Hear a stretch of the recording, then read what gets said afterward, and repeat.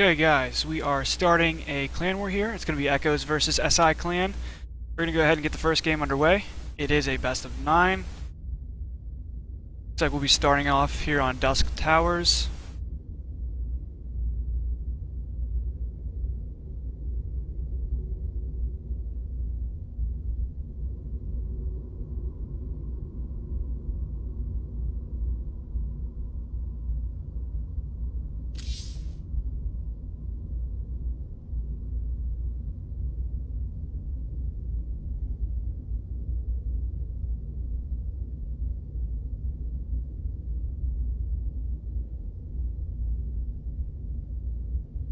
Okay.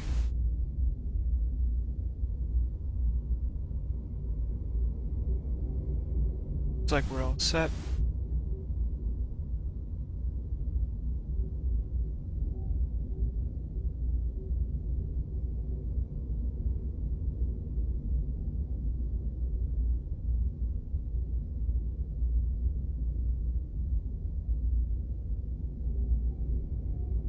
Alright, finally.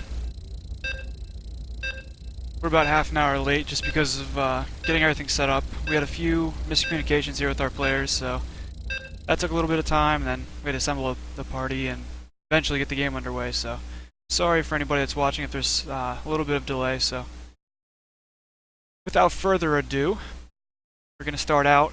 We have 2 gold players, 2 platinum, and 1 diamond. This is a best of 9 like I said before. And I'd say we had pretty competitive clan wars before against EchOs, so should be in store for a pretty good series.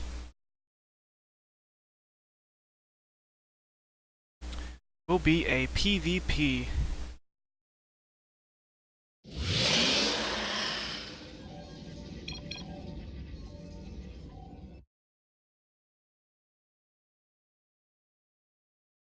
So, jumping right into our first game. On Dust Towers, spawning in the top right, representing EchOs, it's T-Bone.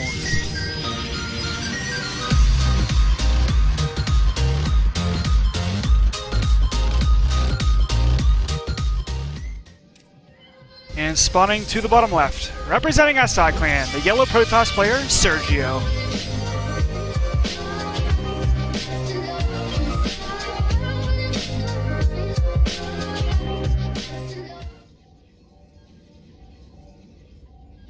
Okay, so far, very similar builds here. We do see an earlier gas for the EchOs player here, both opting for that earlier gateway, and actually Sergio going for the double gateway. T-Bone here is going to send a probe scout over pretty early, so he's going to be able to see that in the way there. In PvP, it doesn't really matter if you have your production at the wall or not. Ultimately, the adept shades can go right through buildings. We do see T-Bone taking that earlier expansion there. Doesn't yet have his cybernetics core, which ultimately lets you tech up faster as Protoss. Sorry, let me just turn down the sound here. Protoss structures are very loud, actually. Yeah, we'll see if Sergio just decides to go for that expansion base. On Dust Towers, the map architecture really allows you to get that earlier in base natural, so I feel like most players should take advantage of that. I really expect to see some aggression coming across with these 2 zealots. Otherwise, it really doesn't pay for itself, you know.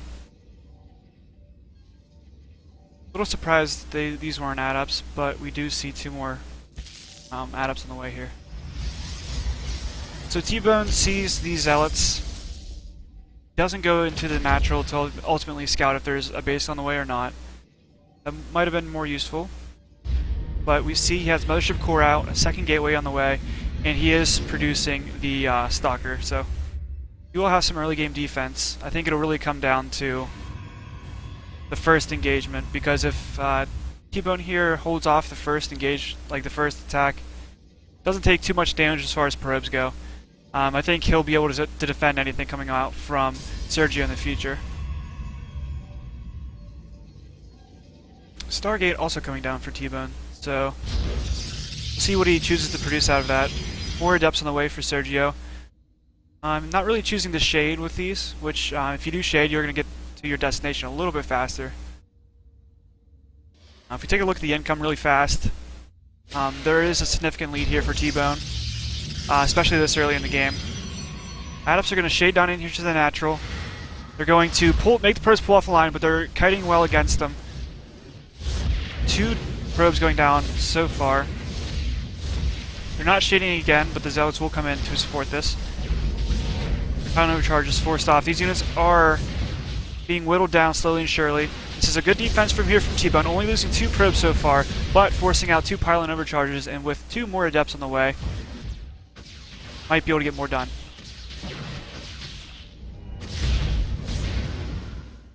Okay, so we did see some lost mining time there for T-Bone, so this attack hasn't been too unsuccessful, only getting 2 probes, so canceling the shade there. We don't see a natural base from Sergio. Both players are getting the Stargates on the way. We see a Void Ray here from T-Bone, whereas Sergio is going for that Oracle. There's no real big pylon coverage here. You do see pylons over here. 2 pylon overcharges have been forced, and we see it's kind of naked here too, so this Oracle might have some room to get damage done. This Void Ray we see here could also serve as a defense. Looks like T-Bone's opting just to play the more defensive role, not get too aggressive, and get some more Stargates out, so I really like T-Bone's position. The second base here for Sergio is just halfway done, and +1 attack on the way as well. Yeah, so we see T-Bone committing quite a bit into that air army with getting that +1 air weapons upgrade, so we'll see the Oracle move right in here, see if we can get any work done. This does look like it's pretty unprotected right now. A little bit of slow reaction, but the Stalkers come in here and try to get work done against this Oracle. Oh, it might... Okay, it gets out safely. Picks up 4 or 5 probes there. Also for some lost mining time. If we take a look at the income here, it's 31 harvesters to 22 for T-Bone. So, really not doing the damage that Sergio needed that Oracle to do. Gonna follow that up with a Robo. Supply is just so much more ahead for T-Bone here this early in the game. It doesn't look too overwhelming, but you know, if it's this early with that many workers advantage, it's just, I would say, really tough to come back from. But when we see gold level players being only 15 or 16 supply up, isn't like game defining. Like really, if you're 20 supply up and you're a pro player, I think it means a whole lot more, obviously. So we might see a little bit of supply block here for T-Bone. Oracle can't really get much done. Good coverage there with T-Bone's units. With Stasis Ward.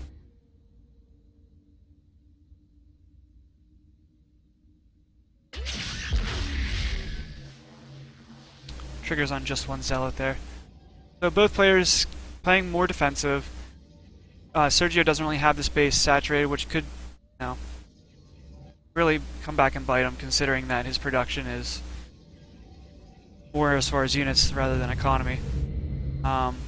With this economy lasting for so long, T-Bone just has an advantage going into this game.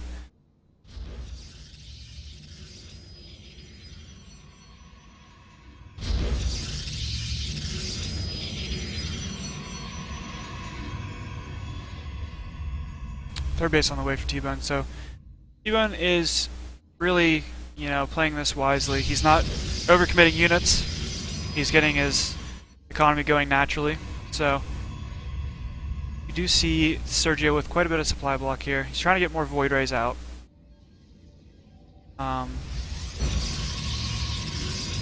Good placement here with the pylons. If we see any aggression coming up from the frontal area, then pylon overcharge will be able to help in the defense. Good commitment here from both players to get at least some upgrades. Looks like he'll get away with that Oracle.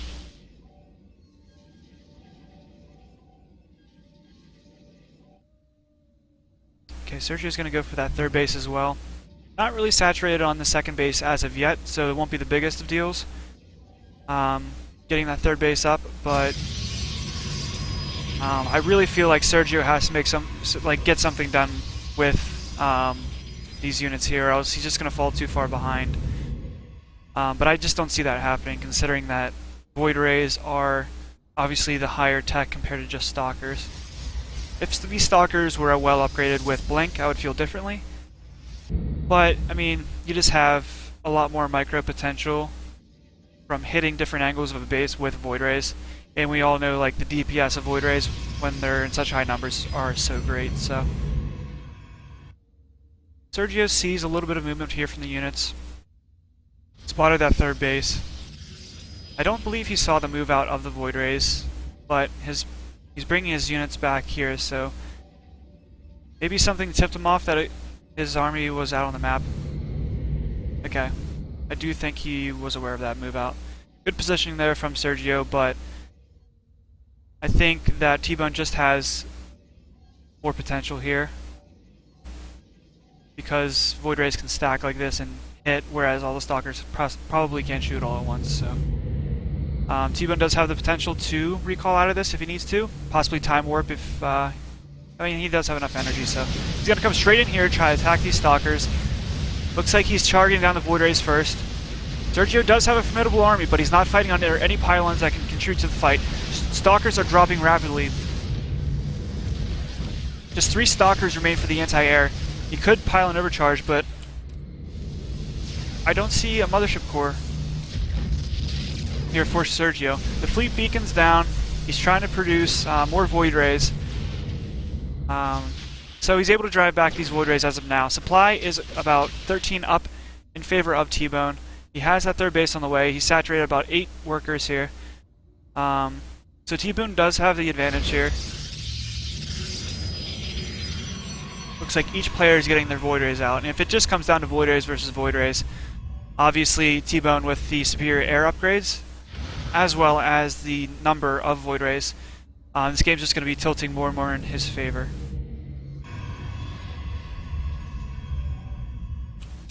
And the count is 7 Void Rays to 1, 7 Stalkers to 3. Sergio's going to come in here, pick off a few more probes.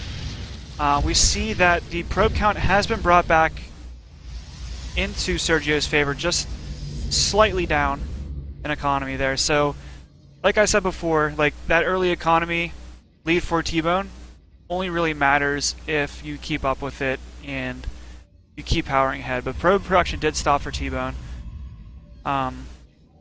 We don't see really any probes being produced right now. So the economy's catching up. Supply is about 14 in the favor of T-Bone. So that's really where his advantage comes in this matchup, is basically the air upgrades and the Void Ray count. We do see the superior tech of Sergio. He has that fleet beacon down. He has Tempest on the way. Double Tempest production. So the game's shifting kind of momentum here. We see Tempests are usually more favorable against Void Rays just because of the superior range. And if Sergio smartly keeps this Oracle alive, he can reveal or drop Revelation down on the Void Rays and be able to pick them off from afar. Looks like he'll lose this though. He's not careful. Good micro there out of Sergio. Supply is only about 7 or 8 in favor of T-Bone now. But we do see the superior upgrades. Sergio's just now starting his +2. So, yeah, this is a really close game, guys. We do see better tech versus better upgrades. And Phoenix are on the way for T-Bone. So we'll see Tempest, Void Rays and Stalkers versus Phoenix, Void Rays. That's about it. A couple of units here on the ground. But T-Bone's macro is, edging him out in this game. He is up about 25 supply. I guess Sergio has to really posture defensively if he wants to hold off against this army, but both players aren't really making any aggressive moves. So, looks like we might see more of a death ball kind of game out here.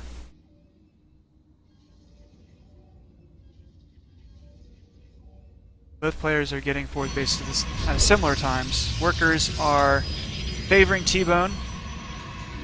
About 8. Phoenix will be able to clear up that Oracle. That's a good use of the Phoenix there. Yeah, we don't see any probes being produced from each player here, so it's good from T-Bone here. He's continuing to make units. We see that reflected in the supply, 149 to 118. Sergio's going to go for a Dark Shrine, but I feel like he just needs more gas in order to get out more of those Tempests. A little bit lacking on gas here in the main base. We do see a push out here. We do see very formidable army here. U2 is done for that army right there, as we see. It's really going to be down to micro here from Sergio. He has the Tempest that can just whittle down this army down if he's not careful. Ooh, and losing that Observer, that's going to be really bad here, Sergio, because that really limits the range of the Tempest. I don't know if T-Bone knows about that base. You could see these probes moving and be able to tell that they're on the way, but this army's going to move forward. I don't really like this position to rush in here, but it will be a close fight just because T-Bone has the superior number here. More Stalkers are being warped in. Sergio is doing a good job of cutting backwards with those Tempests, but he loses one very early on. Probes are being pulled here. I'm not quite sure why, but there's no pylon overcharge. Mothership Core really did not add anything to this fight. The supply is very, very low here for Sergio. It looks like these Void Rays, with their superior upgrades, with their superior number, are enough to break the SIClan Protoss. Yeah, he's very slowly producing Tempests, but that's just not going to be enough. He needed pylons down here for the defense, and he needed to kite backwards and not lose any of those Tempests. Void Rays are very slow units in that you can maybe kite them back and then make them move into your Stalkers, but very, very good engagement there from T-Bone. Knowing, hey, I have more army, you know, I have better upgrades, I'm just going to rush in here, I'm going to kill you while you're vulnerable. So he got on top of the Tempest and really just won the fight, won the game. So EchOs picks up a win here in game number 1 on Dust Towers. GG's called. T-Bone with the superior air army there picks up the victory. Very impressive win.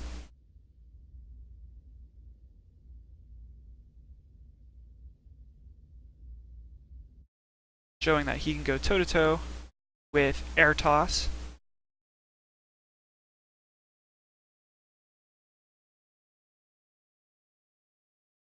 And really this clan war is marathon.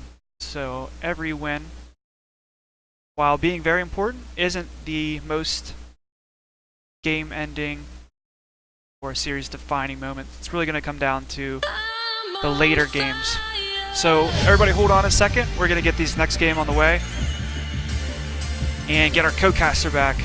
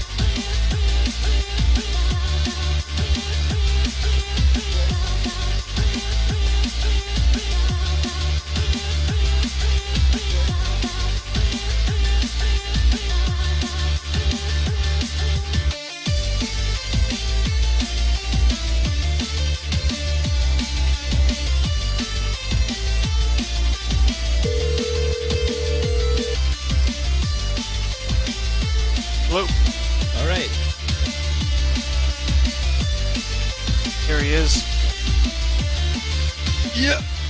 I didn't receive your message on the EU. You were on EU. Yeah.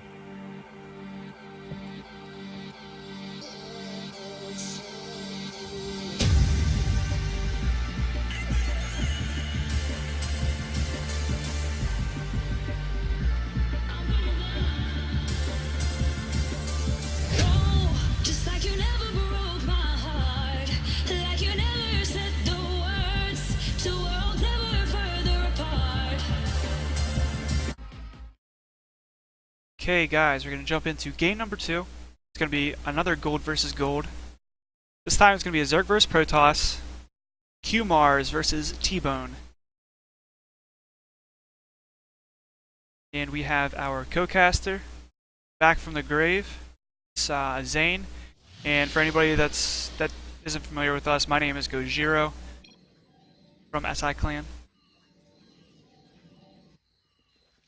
Alright, so we have spawning on the top left. The red Zerg representing SIClan, Humar.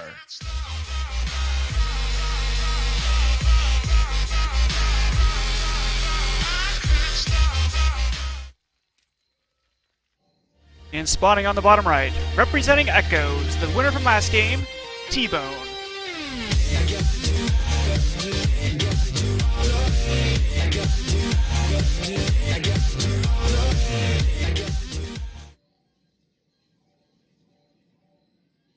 Alright. Might be able to provide some better casting commentary here because we are both Zerg players. And last game, PvP, a little bit more difficult for me. So I hope I didn't too bad. So we see a standard opening. I think T-Bone's gonna be Greer since he went for the lower ledge. Yeah. I like that decision too. Mm-hmm. Some players will wall off this main ramp here. Be a little bit more safe if there's a early pull. And which we do see from Q-Mars, so. But he's opting to get a full wall in, I believe. No potential for any Zerglings to break through. So that's a good decision there from T-Bone. I would like to see that Mothership Core being built as soon as the Cybernetics Core finishes. Yeah, that does leave him open for link drop. What does? Walling off at the bottoms. Yeah. Like a full wall off at the bottom will leave T-Bone open for drops because he invests everything on that wall, but Yeah, he could just put a pylon in the main base though, and yeah. If he produces units too. So one thing I note is Protoss players get too fancy with building placements and they forget to make units. And that's really how you defend link drops in early link aggression. Oh, there's actually a little hole there. I think he just got in because there's a lot move out of position, so that wall is pretty tight. But the gateway is taking a lot of damage. Yeah, we do see an early Roach Warren coming up from Q-Mars here.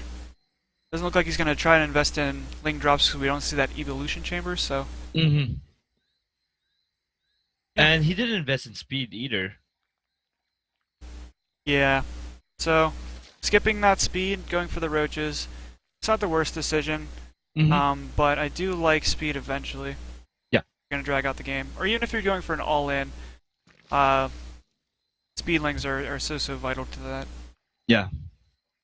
I would like also to see a drone transfer to take advantage of that gold base. Yeah. But and we do see a transfer coming down. It'd be a little bit aggressive, but his rally should go back up to his main base if he's going to be that aggressive with the drench. Mm-hmm. Okay, he's starting gas, so it's not the worst. Not really starting any units right now for the Zerg player, but T-Bone's opting to go straight into that Robo. Get that natural base on the way. T-Bone, I don't know if you caught the last game. He opted for Void Ray. Yeah, I saw half of the game. But that seems to be heading for like another strategy. Yeah, with that Robo Bay. Yeah. He's producing stalkers, or a stalker rather. So he's getting kind of like a mismatch of units here. Alright, so Kumar is experiencing some lag. The ping for me is 30, so it should be okay.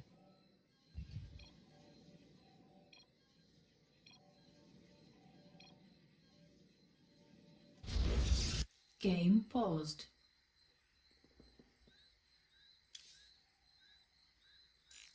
Okay.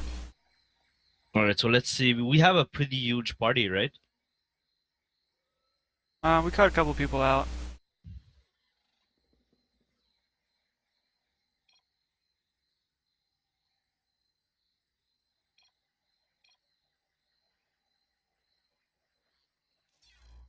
Oh, down.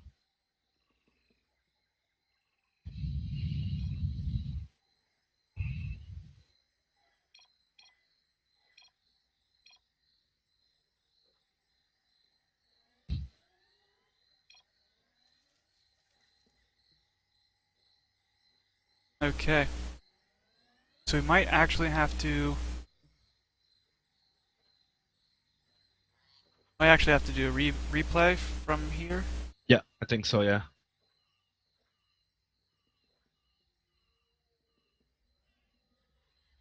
Yeah.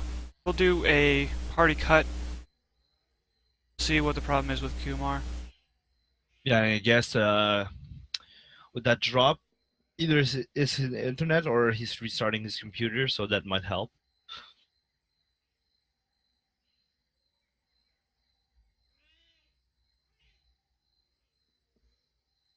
Okay, I'm gonna go to the waiting screen.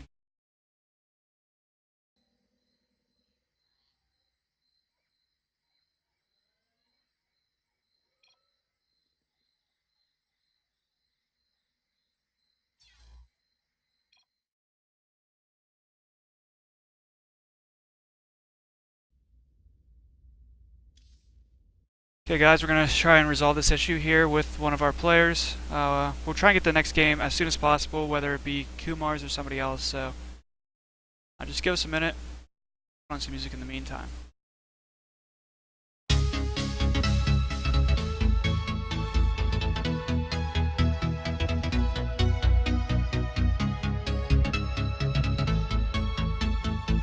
Alright, new quick cut from the party.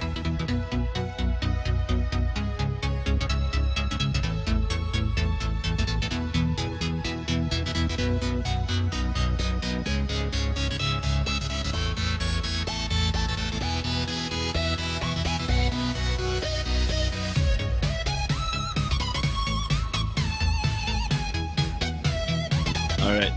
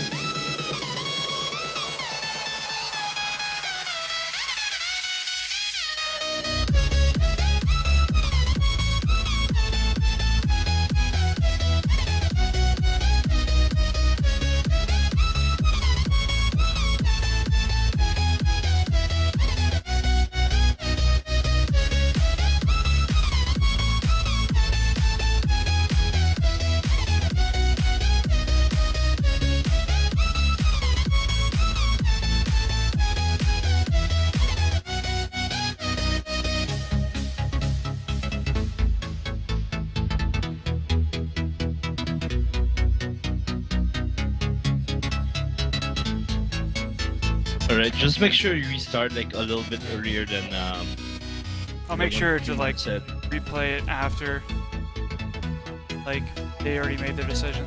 Yeah, yeah.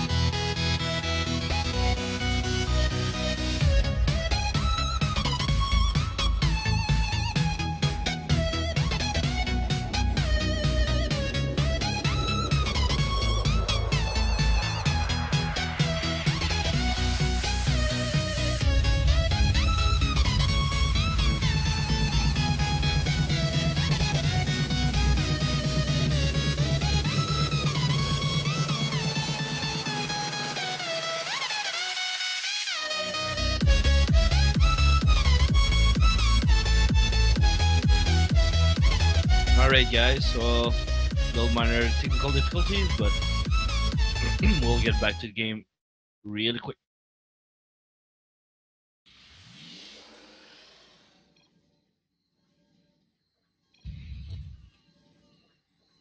Wait, can the players see it? Yeah. If both players can see each thing, Yeah. then how would that work? Game paused. Then it's like free scouting.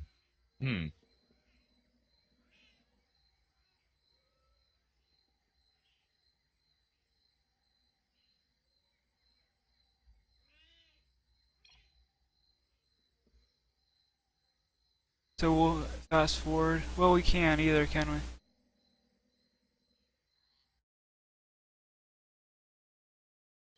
Game resumed. Game paused.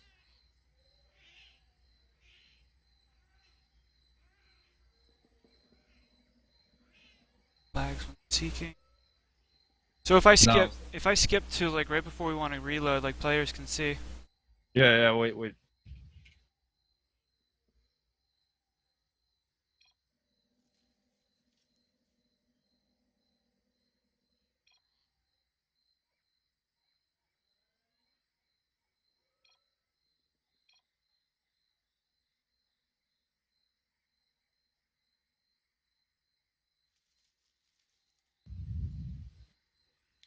Is there a way to like hide it? My end? No, I don't think so. You just need to go like fast forward, like without seeing anything and start the game, but that's pretty random. You know what I mean? Yeah. Yeah, honor system.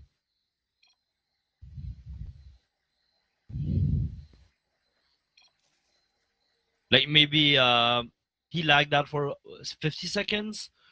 I'm not sure if that's on the replay or not. And he did say he need pause like around 40 seconds. So if you started at let's say 3:30.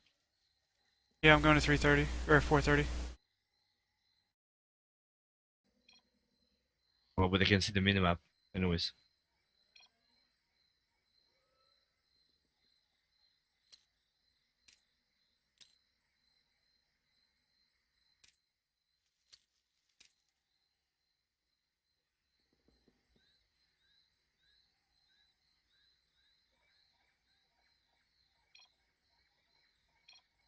Game paused. All right.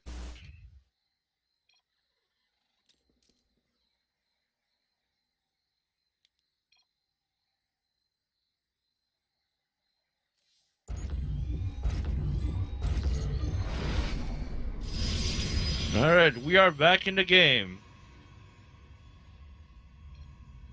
That's my first time doing it. Yeah, I'm pretty sure there's a better way that WCS does it, but yeah. Yeah.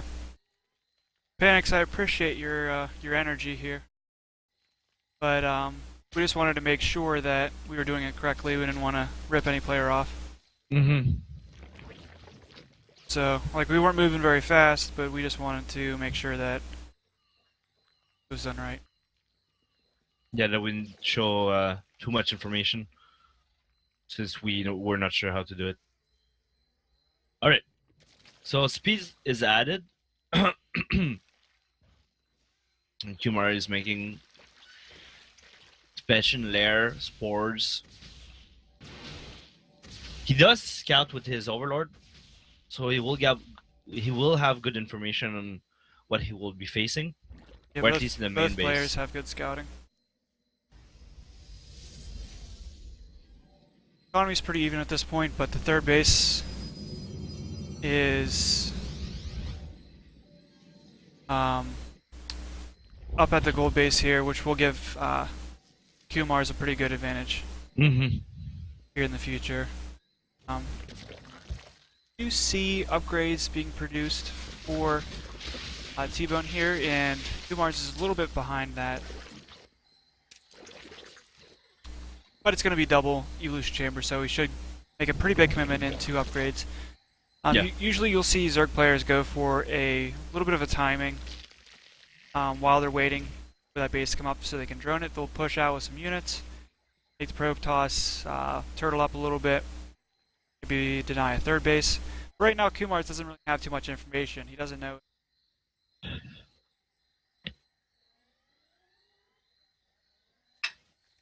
I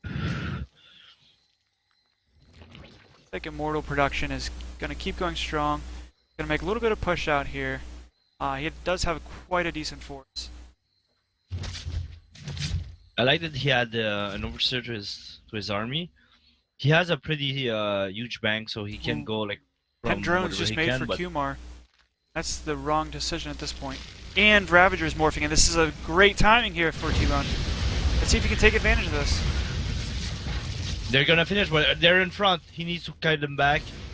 Okay, drones are being pulled into this to try and slow down the army a little bit. He's gonna go straight into that third base. See if he can get something done there. This is buying a little bit of time for Kumars. Oh, a free Immortal in the corner. He does Big have pickoff. 4 sentries with full energy. Looks like he's gonna try and recall right out of this as soon as he picks up the space. Maybe doesn't have to if he can escape that way. Yeah. He's engaged in front. Control ball go down. Oh, he's taking the fight. That's a little bit risky at this point. If he loses that mothership core, this army is going to be marooned here. On his own, Immortal. The shield is down, so I think Kumar can take that. Yeah, he's going to try to recall All right. just in time. So he was able to get that third base down, but a third base is already halfway done here. Economy-wise, Zerg is up about 4 workers. Upgrades I don't believe ever got started. Okay, they're just now being started for the Zerg. So Protoss did a very good job there. I liked that decision. Didn't lose too much. Supply is in the favor of Zerg though, so if he wanted to make a counterattack here, he could get some work done.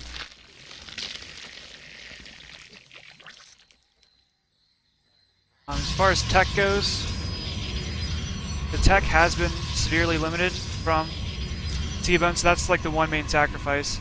It's just raw army numbers, the third base, and the tech.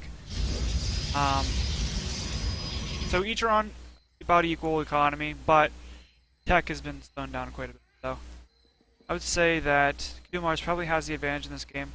And I like the fact that he went for 12 Hydras. Those Hydras will be good Against the in addition Stargate. to that army. Yeah, he is going Stargate too, so I don't know exactly what he's going to produce out of it. Kind of late for a Stargate, maybe just in case any mutas come out from Kumars.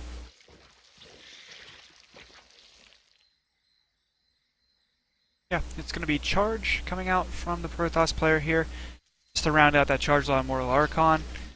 We don't see a Dark Shrine or a Templar Archives out yet. And Kumar is going to move in for the attack. Not really paying attention. Half these units already been fighting. He soaks up a lot of these corrosive bios. Force fields get dropped Good down, but they're force not what he needed to. Yeah, I think they were too far, and Kumar will get the surround on the Immortal. I think all the Immortal will go down, and after that... Yeah, that's pretty much the meat of this army. Once it's gone, it's pretty much GG. Yeah. Good kiting And- there from... And good for focus target also. I do really like that. That base is fully saturated, but there's not enough defense, and Kumar does have a good position. Look at the mini-map. Things, Yeah, and more reinforcement. Yeah, this is just really good macro here from Kumars. Probably kept up on his injects well. He's moving up the ramp. Only 1 Immortal and 2 Starters. And this should be GG. One more point overcharge. GG's call. Kumar takes the win for SIClan, bringing it at a tie at 1-1. Yeah.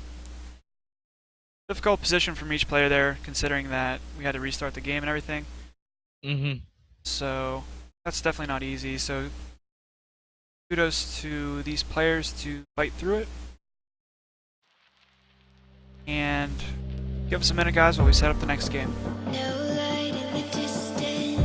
Alright, so I have a message from Bushido about the nameplate. Bushido really liked the nameplate, so he wanted me to tell you that the hotkey is Control N. But for you, I'm not sure if you're using the core or not, but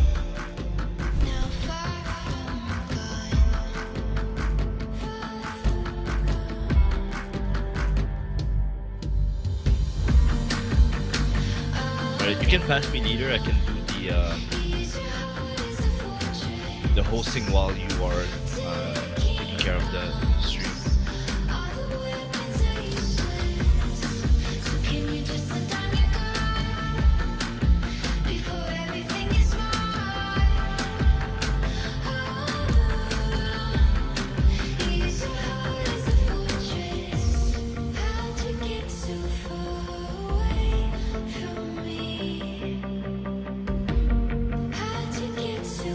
Song's really good.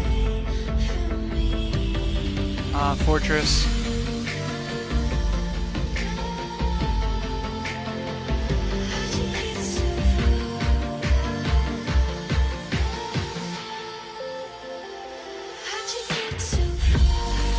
Alright, mine's Control B. Alright, control B.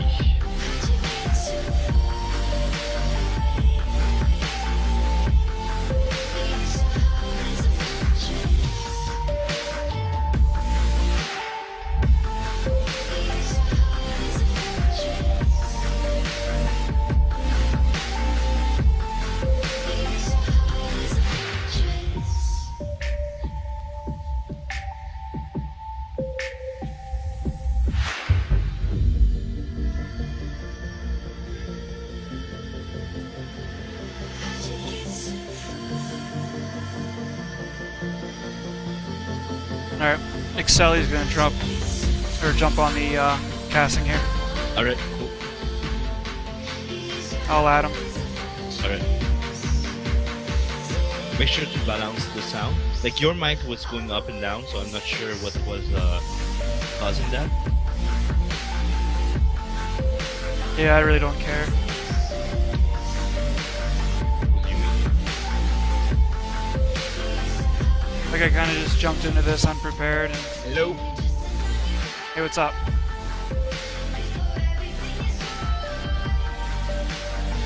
Can you hear us?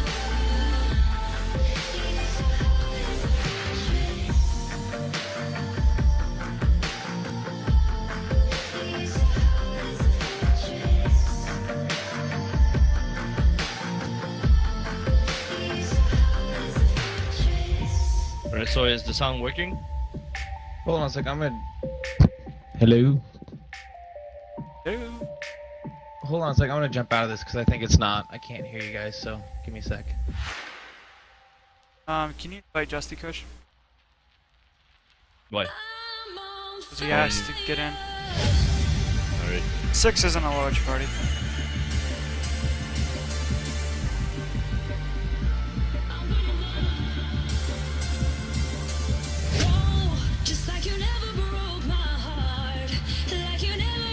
Can you suggest him again? Sure.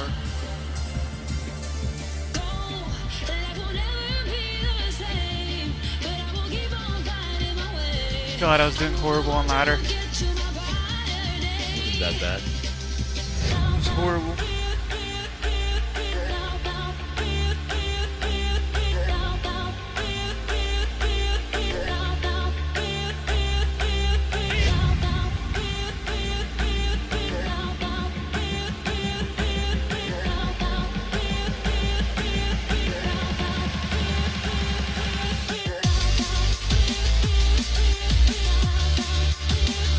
What's up?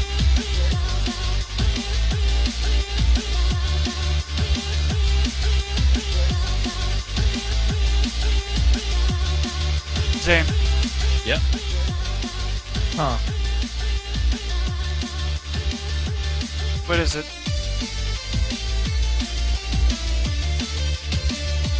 I don't know.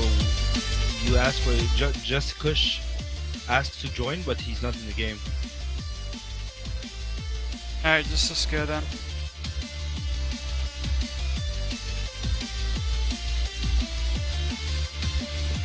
How's your sound, Exceli? It's good, but it's coming out of my speakers when I want it to come out of my headphones. I can't figure out how to change that.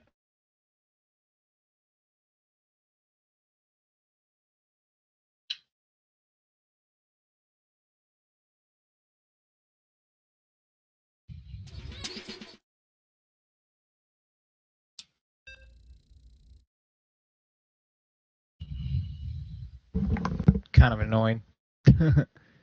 Okay, guys, this brings us to our third match in this best of 9.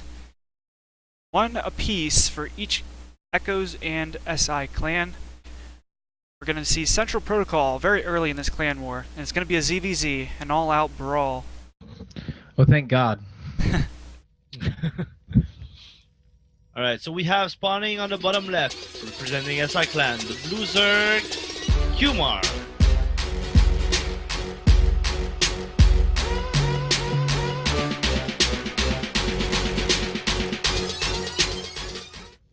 And on the bottom right, representing EchOs, it's our red Zerg player on fire. It is Fire.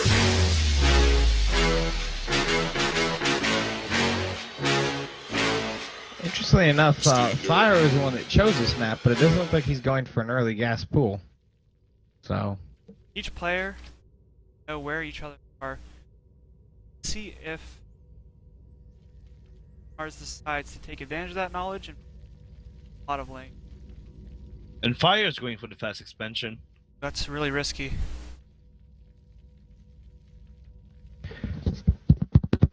So Kumar does have the better end here, depending on how Fire is comfortable with defending early pull and early aggression. Really interesting to see a drone scout move out whenever his overlord is going to be able to scout the pull and gas timing. So losing Or out he- on a lot of income there. Or either the drones for a spine. It's a little bit early, but it's certainly possible that he could do that. Excel, you there? yeah, I'm here. Okay, so Kumars will see that hatch first. He should be licking his lips at this point.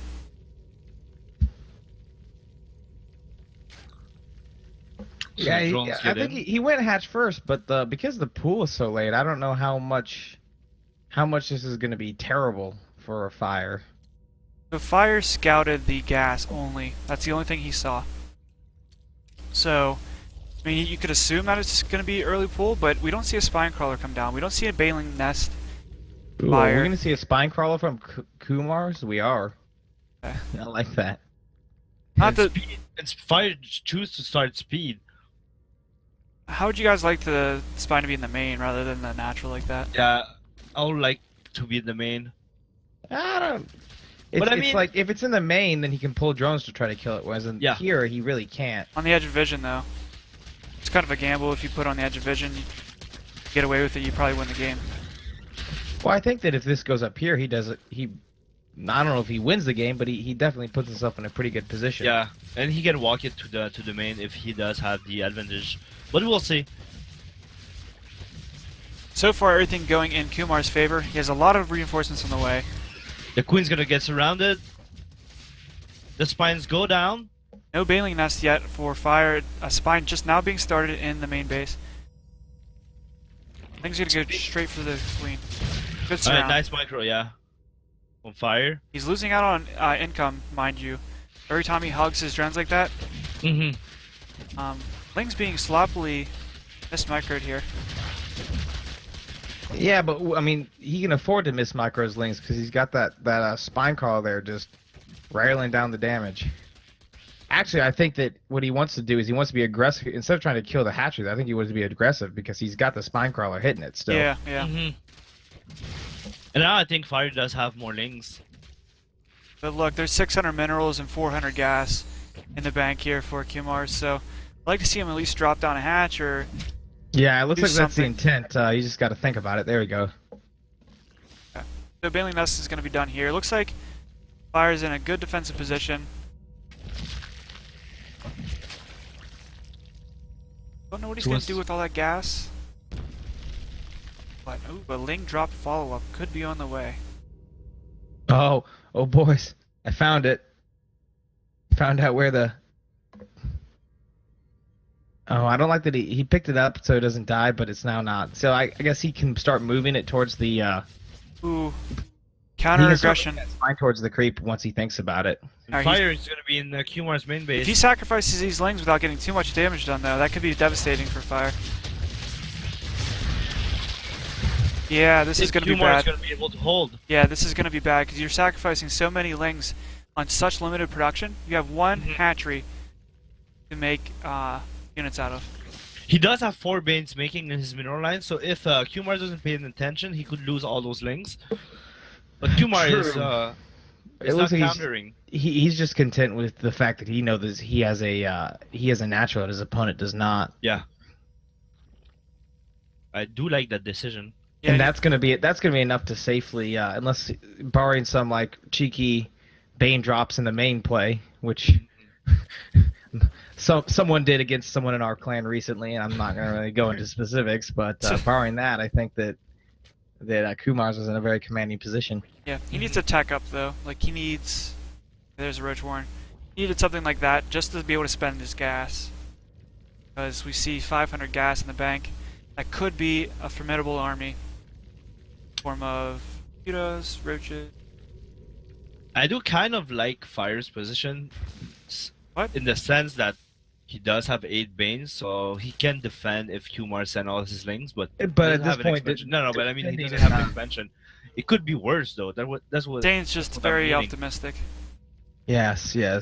I suppose it could definitely be quite a bit worse. he could be dead. Yeah. Alright, That's what so I mean. there is an economic advantage of 8 drones here for the Blue Zerg player, and just having that base up ensures that you just have more production, more potential to get Man, more that income. is so many damn Banes though that are just basically useless because Mm-hmm. Kumar's not attacking, and he's not attacking with them. So it's a lot of money that didn't go into some sort of tech or something to bail him out of this. Yeah, Yeah. that natural is really naked if you. Okay, Spire goes down for fire, so he needs kind of like a Hail Mary, and I feel like that's kind of it. Yeah, I mean, definitely if it goes unscouted, the lair is just now starting for Kumar's, and so if it'll be his mutas, if he chooses to go mutas, his mutas will be out way later than Fire's, and that'll leave a pretty big timing attack. I think that Fire's could get in there and get the damage done that he needed to equalize the game. But that's one base mutas, so he will have maybe 4 mutas. He's Well, pooping creep. it's one base muted. The second one's coming up. That's the best move I've But ever that's seen. sort of what I'm talking about with all these banelings. Like he could have so many more mutas now if he didn't have a million fucking banelings. Yeah, but he need those banelings to be secured because Kumar did have a lot of links. Oh wow! Did you see that? Yeah. Kumar. I was Just about one. to say like one baneling isn't going to do anything versus versus anything that he has. But then he didn't micro his banelings, and one baneling took out 2. Still managed to be cost effective. Okay, so we only see 2 queens in the field. Mutalisks are gonna pop. He only has the potential to make like 3 or 4. But this army just looks so formidable. Like, okay, so we say if the lings trade out with his banelings, that still leaves quite a bit of roaches, and I feel like he's just gonna lose drones. But Fire's not choosing to produce any mutas. It's a interesting choice, to say the least. I think that there's a couple things in Fire's play that we could see him do a little bit better. Moving his spines forward, not making quite so many banes, making mutas when he goes for the meta tech. Mm-hmm. And right now, like, there's no answer really. There's like a couple spore crawlers, but like in suboptimal positions. Mm-hmm. Like a couple mutas right now, which he's making 3 now. Hydralis Den. He knows about it now. And with only 3 mutas, he should be fine. He's got the spore. See, he still doesn't know it. He's going blind hydras. Why does he put down a spore though? Yeah, he has 2 spores. He's just suspicious, I think. Yeah, that's possible. We'll say that that one baneling got in. It's awesome. Oh, He's and he suspicious. will bane drop. Yeah. Kumar's moving in with his This bane drop is so slow though. yeah. I like it. The veins are protected, so like the roaches can't shoot them down. But will the Overlord make it there before the Queen just kills it? He needs to be pulling drones. Dun-na, dun-na, dun-na, dun-na, dun-na. Okay, he gets larva and some damage down. Well, actually, there's still larva there. Didn't even kill the larva. Yeah, He killed a couple drones. That was how many drones did he kill? He killed 2 drones there. Right. It was better than nothing. He's playing it very, very, very safe. Mm-hmm. He's up 10 workers. I would say I would love to see Kumar's attack though, because he's letting a third base go up without taking one of his own. Yeah, and But he's ensuring that he doesn't lose any of his arm. Like, his army just doesn't get killed for free. True, but if he lets that third base go up and lets it start to kick in for fire, then he might just throw the game. Well, Fire does have 8 mutas right now. this is gold league level play, so don't forget that they're Yeah, not like master level players. But Well, right. I'm not saying that. These what are you mutas saying? I'm saying that it's still suboptimal. I don't know. It's suboptimal. Oh, the Banes get a good connection. To take down that third though, so that So that was worth it. Ooh, yeah, right now definitely the worth length it. is a little sloppy, but mutas are going to move into the main base and see that there's one spore and one queen. And I Okay. guess trading spores, those Banes actually. is pretty okay since he does have Hydras. So that's less Banes for Fire. Yeah, and armies are going to clash in the middle of the map. This is going to be bad for fire. All this, it just calls GG. GG's called. Kumar's taking another win for SIClan. Strong play from Kumar so far. He's going to White Castle now. That's after he wins. Like I did like that Kumar stayed conservative and like didn't push and build up the red army composition and attack. Like even the Ling run by, but it worked well in the end. I mean, It worked. It worked. I would have liked to see him be more aggressive once he knew he was ahead. was microing against 8th Bane with your Lings is kind of hard, but yeah, he it could have turned out like the other way since he did let a lot of time for Fire to build up his army, and if Fire went like all drone, like alright, I'm losing, I need to drone up, he could have been in big trouble with the third base up. It's less about. So in the chat they're saying Hydras are a soft counter to mutas. They're saying you can out micro the Hydras with the mutas. It's less about out microing and more about out producing. Like, because if you get there and you can kick out, you can start picking off Hydras as they're popping out, then it's more about it's more about just not letting Lever get to a mass where they can be threatening to your mutas while your mutas continue to build in numbers. Fire wasn't expecting a rush on second vertical. You better tell him. Zane, do you want to kick Fire? Yeah. Wait. Okay. Chat. I'm gonna tell him. For the future, so you know, Central Protocol is like 95% or 14 early rush. We see. Didn't make his life easier. Yeah, I feel like I mean, it's ridiculous. You should know. It'll help you out.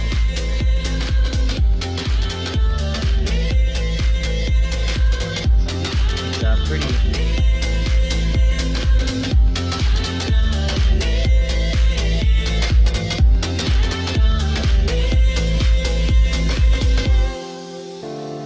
Okay, guys. Move right along here as fast as we possibly can. 2-1 in favor of SIClan. You guys want to go ahead and drop a follow down. Anytime we stream Clan Wars, it'll already be on the side. And we also do some other content like laddering and show matches. So if you could drop a follow. Open the doors to invade my castle. Don't you feel it strange? I'm going out on a limb where the clouds start to fail. Where in my heart like a stupid grill. Out on a limb. Out on a limb. The awesome dudes. Out on a limb.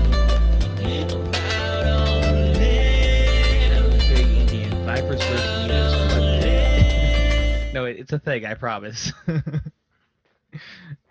I know a little bit what I'm talking about. I swear to God. I'm not just throwing stuff out here randomly. Yeah, you're a pretty random player. I see what you did there. Alright. TBT, awesome. So we do have for Echoes punning on the top left. The red Terran panics.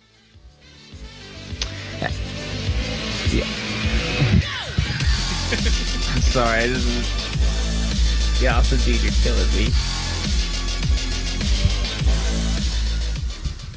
Spawning on the bottom right, representing SIClan, Blue Terran player Kumar.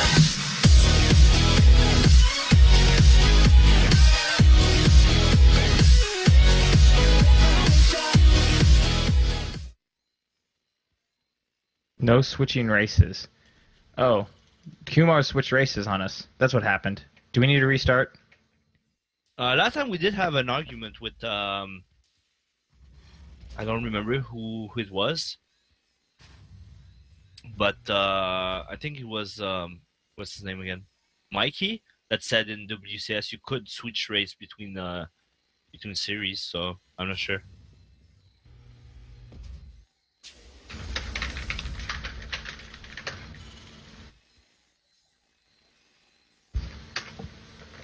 Yeah, I think we just need to like have like a rules format that we need to have everyone like on beforehand.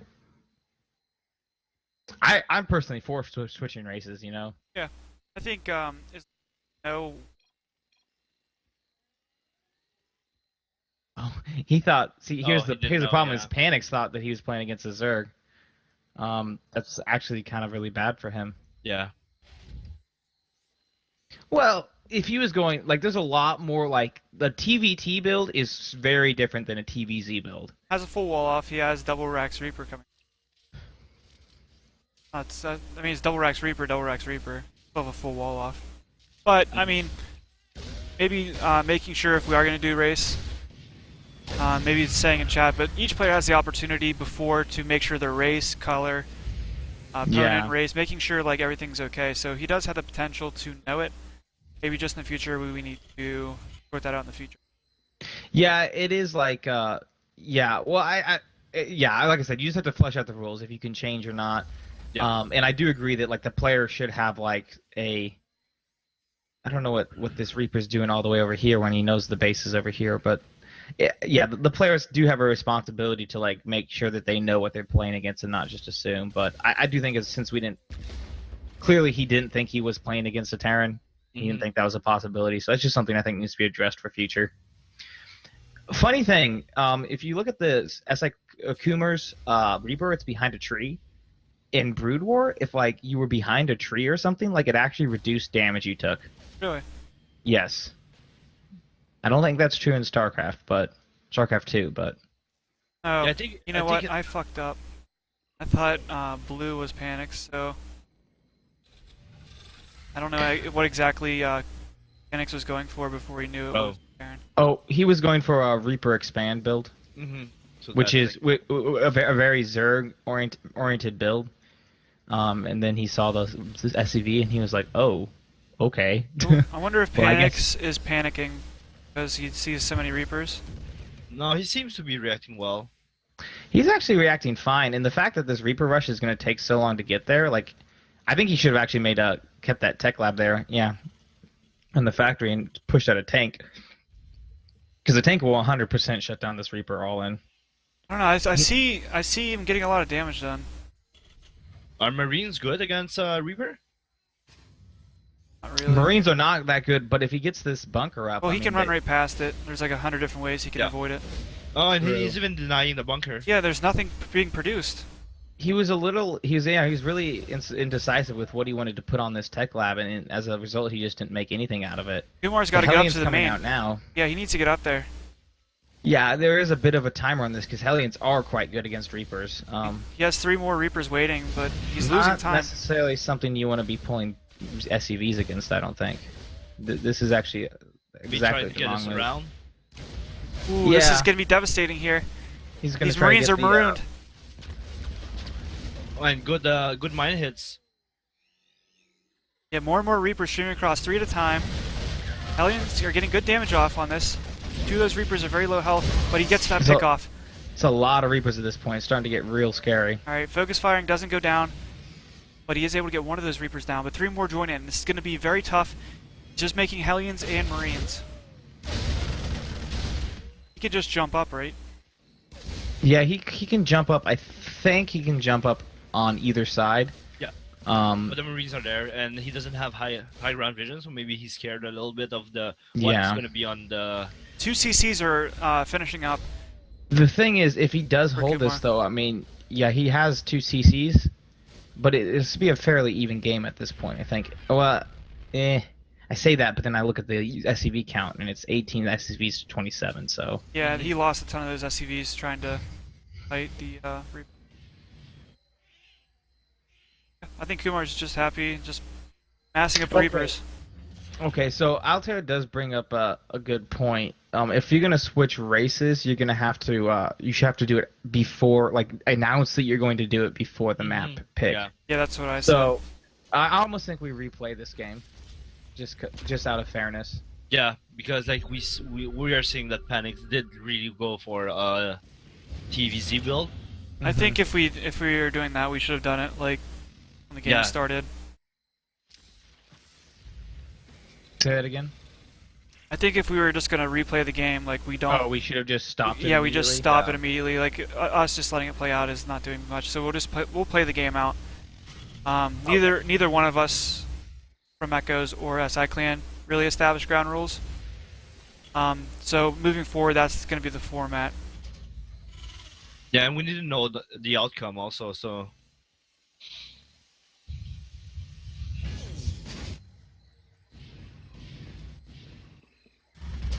Yeah, I'm gonna go with I'll allow it this time. But I think again we like I said, in the future we definitely need to establish these oh yeah, ground for rules. sure, for sure. And we'll put the burden on the organizer, the players setting up the map and everything. Asking the players who's ready, like that, the burden will be on them, Yeah, exactly. just so somebody's like has responsibility. Well, we can talk about the game. What's going on in the game? Let's not try to. I'm losing focus. There is a second. It's interesting. He took 2 CCs, but he only put he put both of them at his natural instead of taking his third. So that was kind of interesting and weird. Maybe trying to put out more SCVs and he's gonna lift off after. Yeah, well, I mean, that's definitely what he's doing, and he saturated his natural really fast, but I think it still would have been more useful to drop it on his third and just start to get that established already. So Panic's gonna drop his mini tank, so that's gonna the Reaper's gonna go back. Yeah, the tank's going to shut down the Reaper all in. It's going to be over, and then now it's going to be... He should be able to take it. It'll be 2 base versus 2 base plus this third. I guess this third is finally floating over. So it's still a game. This is TVT. It's all about position. And even though that Kumar's is ahead, I can still see not Fireside, like Panics taking this game. Yeah, he's going really heavy on the turrets as well. Maybe just fearing a doom drop. Maybe saying to himself, you know, I'm so far ahead at this point. I just don't want to make sure that I get out positioned. Like you said, positioning is so important. Yeah, well, TVT, like, drops are obviously, like, one of those things where it's like, if they do a doom drop in your base, it's sort of like, haha, you saw it, or you didn't see it and I won, or it's, oh, you saw it and I lost. So turrets really help out, like, stopping that from happening to you. And Kumar's has a really nice idea. He's taking all the watchtowers, be able to spot this drop coming in from a long distance away. He has preemptive missile turrets. He's kind of lacking on the very side here. The very back of it. We'll see if he actually is going to sneak by most of these missile turrets and actually get this drop in the base.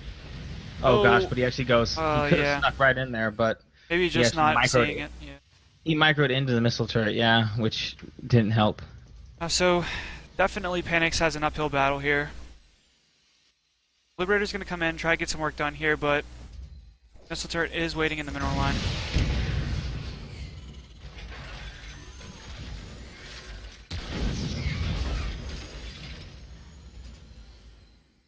Not too One much. kill on that Liberator, yeah. Yeah, the Gonna be supply pretty- is just That much. 50 ahead of Panics here. And honestly, the longer that Panix waits to try to end this game, it is interesting. A lot of his supply, he's got about, what is this, 16, 20, 18 Reapers? Is that what he's got? Let's see how my mask is all. Yes, 18. He has 18 Reapers, so I don't know how much supply Reapers are. One? Are they one? Yeah, they're one. So that's 18 of that 50 supply is actually in Reapers, which at this point is pretty useless. Although, have you seen the grenade capabilities? Well, yeah, but with the siege tanks, like, they're essentially Marines at this point.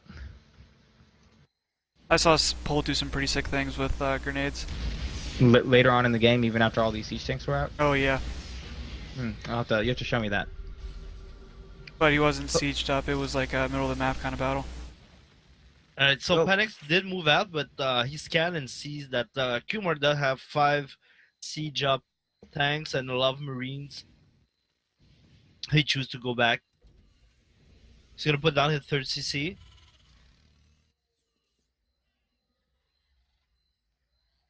So who's ahead in upgrades? In upgrades, it is It's clearly Panix. Yeah. Seems that Kumars has not gotten his upgrades out. And I will say one thing. He doesn't have stim either. All these Widow Mines, too, are kind of weird and useless in TBT, I think. So I think this is Kumar's not necessarily being familiar. He chose Terran, but I don't think he's as familiar with it as Zerg. In Terran, like, all these Widow Mines are essentially, what are they going to do against a tank line?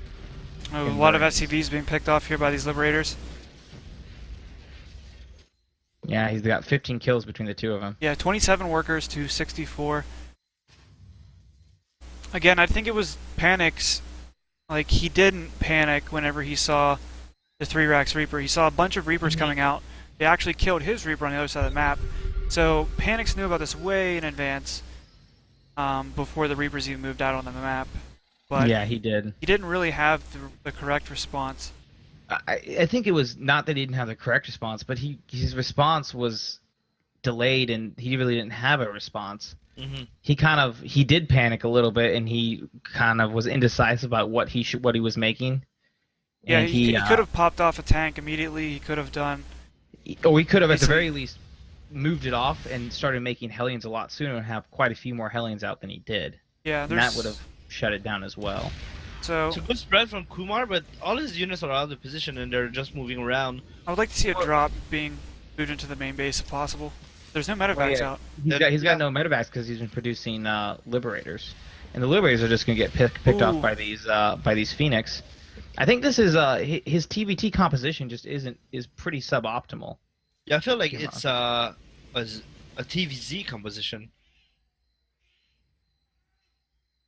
Alright, so Kumar's gonna go back at his base. He's maxed out. He does have a huge bank taking up his fort, but he's behind in upgrades.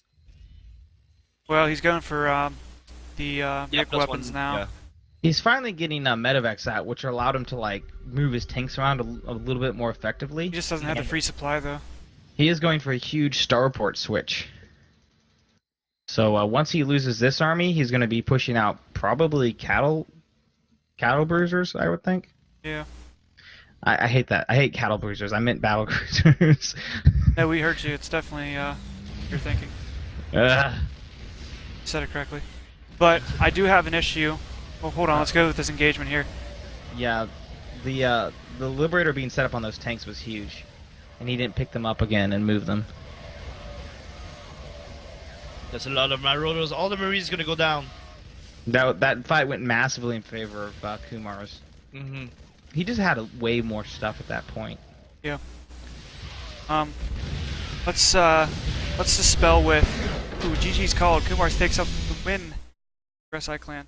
Okay, now Kumar's needs to announce right now before they choose the map what his next race will be, if it will change.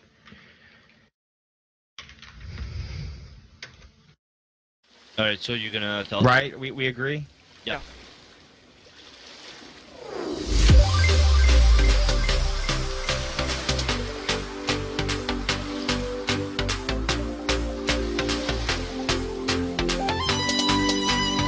I almost say we don't allow race changes just because this is annoying. Oh. Now everyone has to be like, no, not changing race.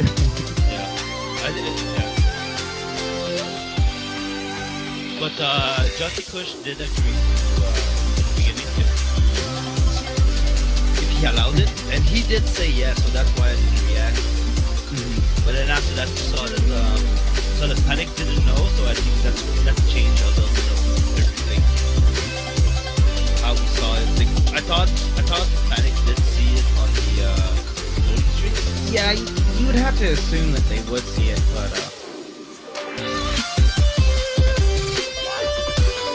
yeah, I don't understand the changing the server so constantly.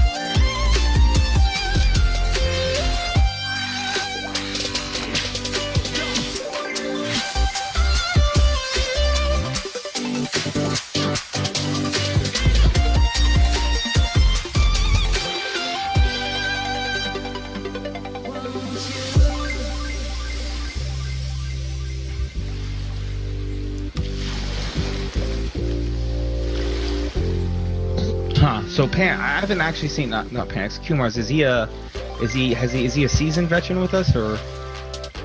He's been in the clan for a long time since HOTS. He did play in HOTS Clan War, but I didn't see him in Legacy of the War for a long time. Yeah, we haven't had too many gold clan wars either. It's interesting. He seems to he likes all the races. Excuse me, equally.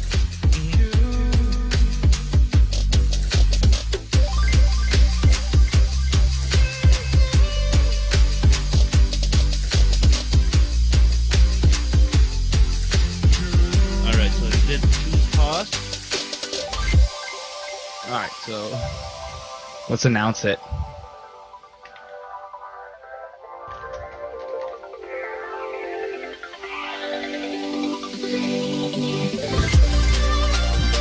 And I think that part of the reason too is I'm not sure we should allow this in the future. Is just because, regardless of whether or not, like, you know, we think it's okay, which I mean I do. A lot of people don't, and I think it's sort of you know, you don't want to have these clan wars are fun. We're just trying to have fun. Yeah. You know, with some people. So you know, we're not necessarily trying to like garner bad publicity. Yeah, I don't know. We can talk about it later once this is over.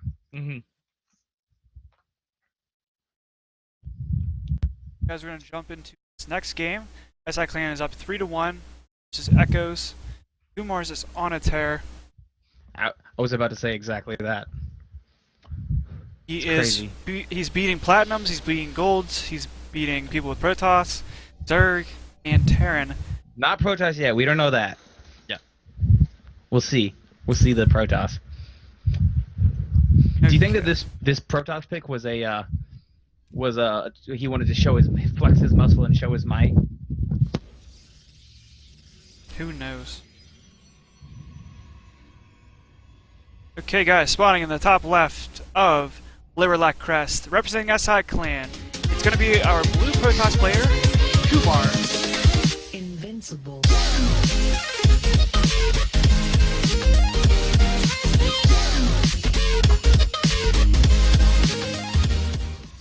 Spawning in the top right, representing EchOs. It's our green Protoss player, BIG.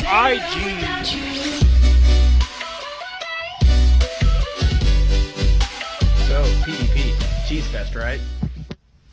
Okay,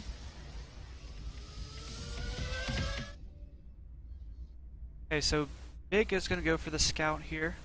Going to know where his opponent's at. What he has much sooner than Kumars will. We'll see he's Protoss, just confirmed for the second time.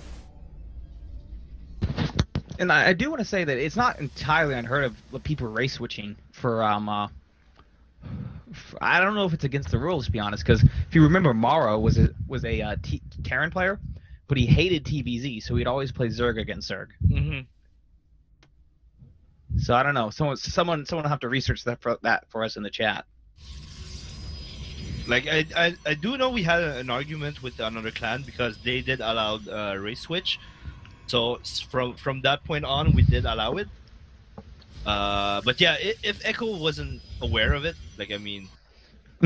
Oh, 2 proxy pylons, 1 from each player. Ah, there's the cheese fest we've been waiting for. Yeah, the only difference is the Cybernetic core is going to be delayed here from Big. just slightly. Kumar is gonna go for a Robo facility, so that's gonna be the Immortals. Immortal Rush push. But Biggs is going for the gateway, so I'm not sure if that's gonna time out before Biggs have his army. I think Biggs is gonna time out his army before Kumar, but we'll see. I like the Robo, but both players have the Robos on the way now too. I kind of like Big's position. Like, But- he will have faster reinforcement since his he does have a gateway and a Robo proxy. Yeah, he'll be able to Kumar warp only in a has lot Robo, faster. yeah. Ooh, Zealot gets a And- first shot there on the. And his reinforcements are going to be like right in the main, whereas they'll have to walk quite a ways from the warping pylons of Kumar's. Kumar's went for like the safer, like you're not gonna scout me. Oh, but Kumar did Robo go Bay. off with the Robo Bay, Yeah. so that's Colossus or Disruptors. Disruptor, Proxy. I think it's Disruptors. I'm hoping for Disruptors. Proxy Disruptor will be very interesting to see how many probe kills he can get, because I assume that's what he's going for. Mm-hmm. So, mind you, like, Kumars doesn't have the potential to have any of the Robo units at home. These are all going to have to be offensive Disruptors or Colossi. Yeah, while Big is queuing up army, his army is going to be pretty scary for Kumar in a little bit. He does have only one pylon overcharge, maybe two. It is Disruptors. I am really liking the position of Big right now, though, because he's going to have a lot more units pouring into Kumar's base a lot faster. Yeah. And we're seeing the push here. Violent Overcharge is forced, though.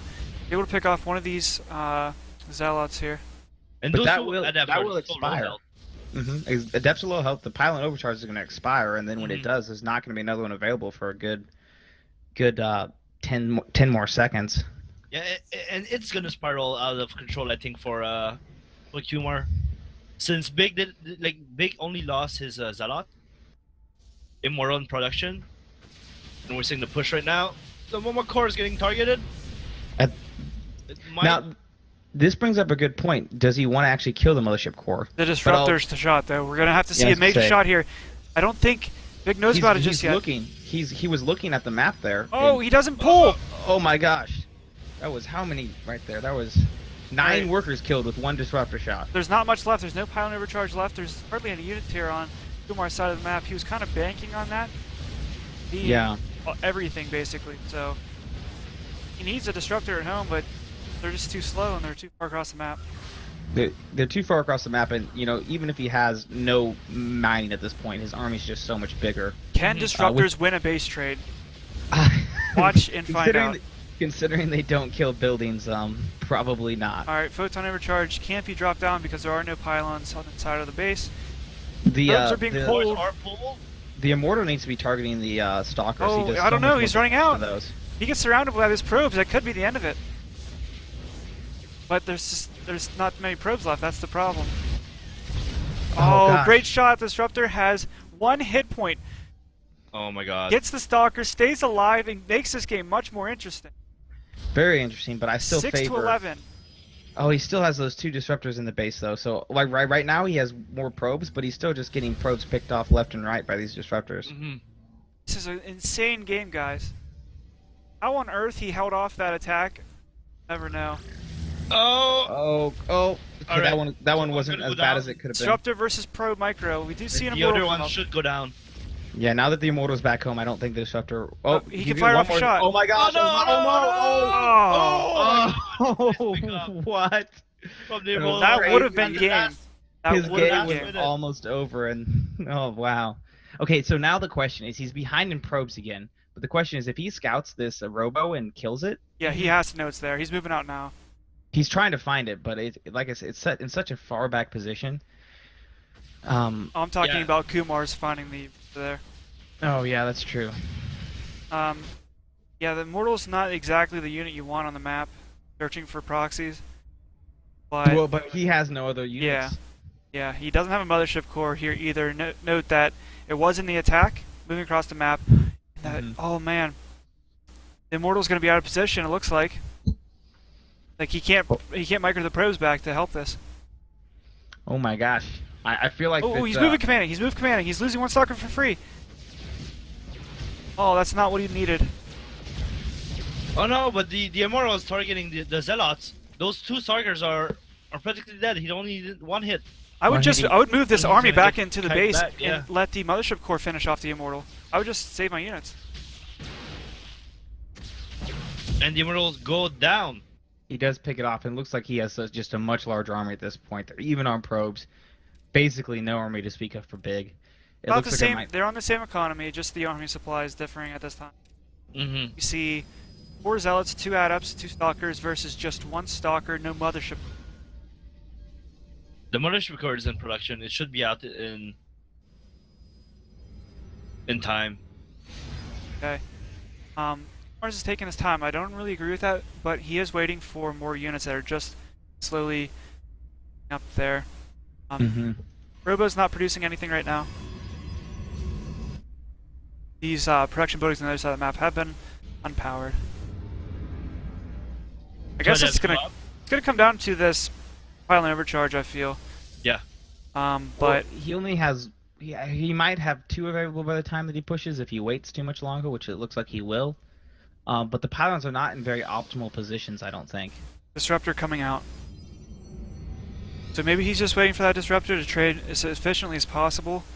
But Oh, this is not a Big does not want to be pushing out here, yeah, and he pulls back smartly. yeah, Kumar's, if you could tell by his positioning of his units, he doesn't want to attack right now. Like, if he would have seen those units come down, he would have jerked forward and, like, jumped on it, but he's definitely in the defensive posture. Yeah, and we do have to point out that those 2 Stalkers only have the shield up. They don't have any more energy. Or health. Or health, rather, yeah. Okay, Stalker's poked down there. He's poking, but this Disruptor is going to Oh dear. zone out these Stalkers. He picks off 1. Only 1. Alright, Okay. that's that could have been way worse. Alright, Since it does have blink. 19 supply lead here for Kumar's. Just Oh, the just the 2 Mothership Core gateways. is going a bit too far.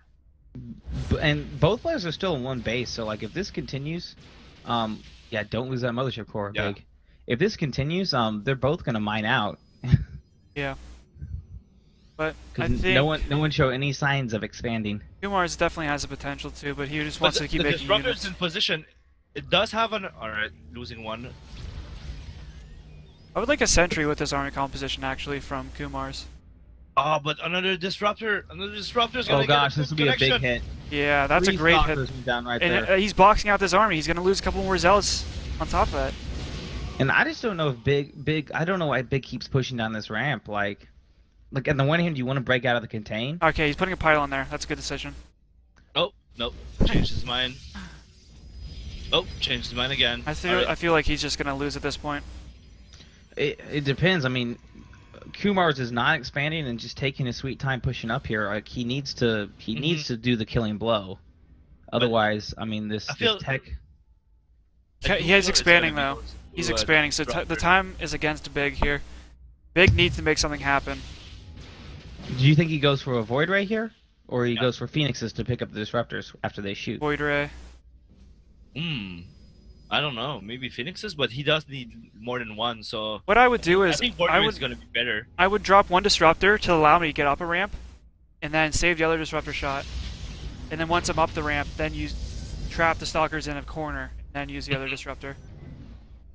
To be a Void Rays. So 1 Disruptor to get up the ramp.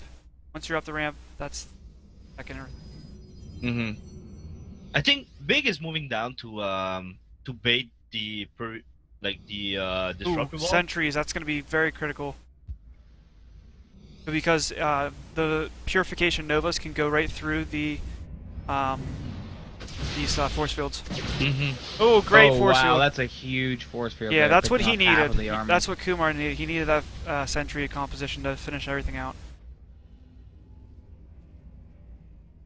Really, though, I don't know what he's waiting for. He has disruptors he's not using. He should be constantly poking with these disruptor shots, like staggering them, poking.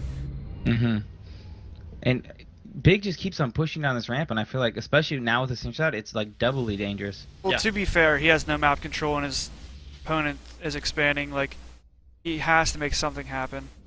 So he can't just sit in his base. No, for sure. Yeah. Kumar is just being very, very safe. This has got to be infuriating for Big, though.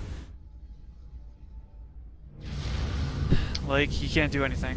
Your opponent's not finishing you off and killing you, so it's just like a slow, painful death. Yeah. And he's gonna mine out pretty soon. The roll patch are pretty low, so I do like the switch to air because disruptors obviously don't hit air, mhm. and Voidoids do pretty decently against stalkers, but I just don't know if he's going to be able to get enough numbers out in time. But but moving down the ramp, I do understand that he's moving down the ramp to make sure that Kumar is still there or to bait any disruptive Like- ball. Like one Observer's unit, here. But one it's unit really maybe. risky. Yeah, but it's really risky. He has the Observer, now he should push up. Yeah, I mean he knows that he has a much larger army, and there's no like I mean he could just probably walk up the army, like walk up the ramp with his. That's Like- one. He has two more and no connection. All right, good micro from Yeah, big. big is on top of the Yeah. on top of pulling away from those now. He's been dealing with it all game. I say you move up the ramp. You position right at the ramp there, send a notification up, and jump on top of it. But this He's finally had enough. He's just going for it, which Yeah. isn't necessarily the best engagement for him to take, but I can understand why he did it. Yeah, he didn't have a choice. But that's for Disruptor, and GG's called. Wow, Humor is pretty solid. I wasn't sure about the Disruptor shot, but since Big didn't take care of it, he did lose a lot of probe to it.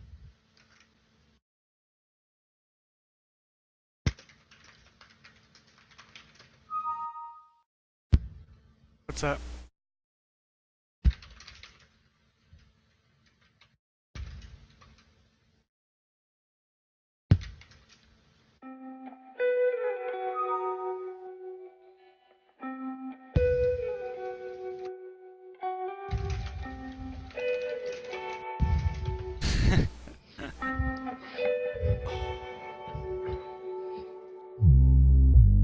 Ridiculous.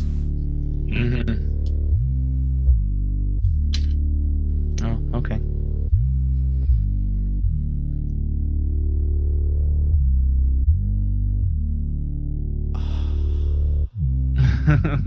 Koosh is calling him out. Let's go, Mr. Cheese. Yeah, like, I want to, say, like, for a gold player, like, playing random races, like, Kumar's is playing, like, amazingly right now, like, some people might look down on him and say, like, well, he's changing races or whatever, like, still, like, what he's able to do is really, really good. Yeah, I mean he's playing against Platinums with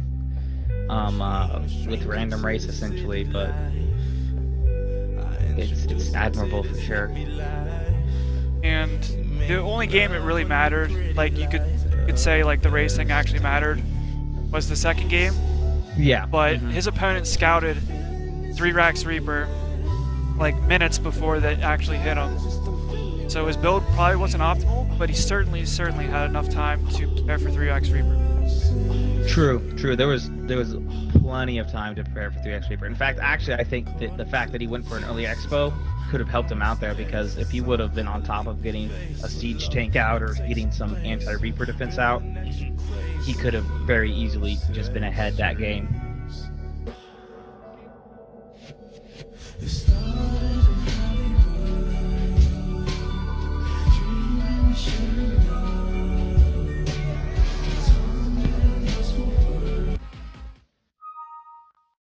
Okay, guys. Brings us to Orbital Shipyard. For the next match, it's going to be 4-1 in favor of SIClan. If Kumars is able to pick up the win here, that's going to be the clan war in this best of 9. So spawning on the top right, we have representing EchOs, the Orange Terran Dusty Kush.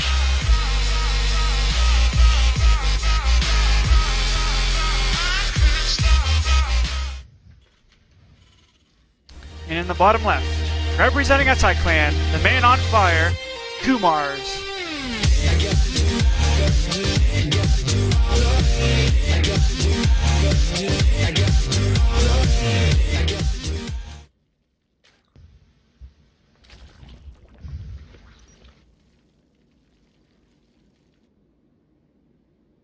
Zerg is going to choice.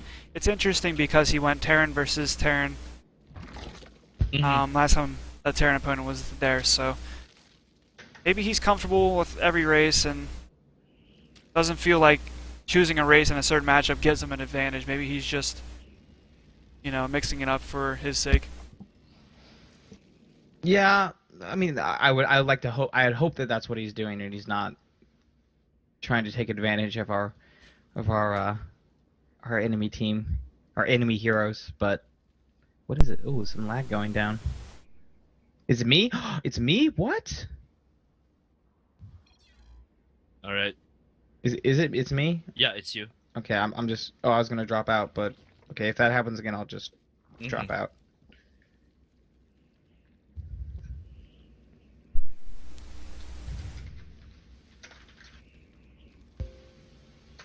All right. So fast expansion for Justy Kush. Gonna delay that natural base with a drone here. Mm-hmm. It's pretty nice. I mean, getting any delay that you can is pretty good, and also saving the drone. Yeah, and that that barracks is gonna go straight to a reactor. Gonna be Marines instead of the Reapers. Oh, just now finishing for the Zerg player. Let's see if he chooses to go into speed here, or he skips it like he did in the previous game. All right. No, he didn't skip it. And a couple Marines gonna be out here for Overlord hunting. One Overlord is potentially One in the of way, is going. Yeah, but he but the doesn't Kush see it. did bring back his Marine. Mm-hmm. Well, we're definitely seeing I think Hellions. quite a few more crisp timings from Kush here. He's really showing that he's a diamond caliber player. Mm-hmm. Wonder if we're gonna see that that push. I think we might see like a Hellbat push if we see an armory come down in a little bit. It's around 5 minutes. Get one medevac out. If he's going for that build, I really like his position just because I feel like it's so strong against Zerg players that get a little bit greedy. Mm-hmm. One thing I will say about Kush's build is Kumar's build is I've been watching those Katievs or whatever the link you sent me. Been watching those today, and I've noticed that the gas is much later for all the Zerg players, and the third is a lot sooner. And if you notice, he has quite a buildup of gas that he's not really using at all. Yeah. Yeah. Are you talking about Katowice? Yeah, Katowice, yeah. They take their thirds about like before the pool's done even, and around 310, I think. no, they take even their before thirds like 150. Oh, so it's Oh, like yeah. class 3 expansion. Okay. Yeah. Will we see the armory? That is the question at this point. Hellions are moving across the map. Medevac's out. Liberator is on the way. So it's gonna be a pretty strong push. Kumars only have 4 roaches. Ooh, good block off of the ramp. That's perfect. The drop is going back. No armory. Okay, so I was wrong.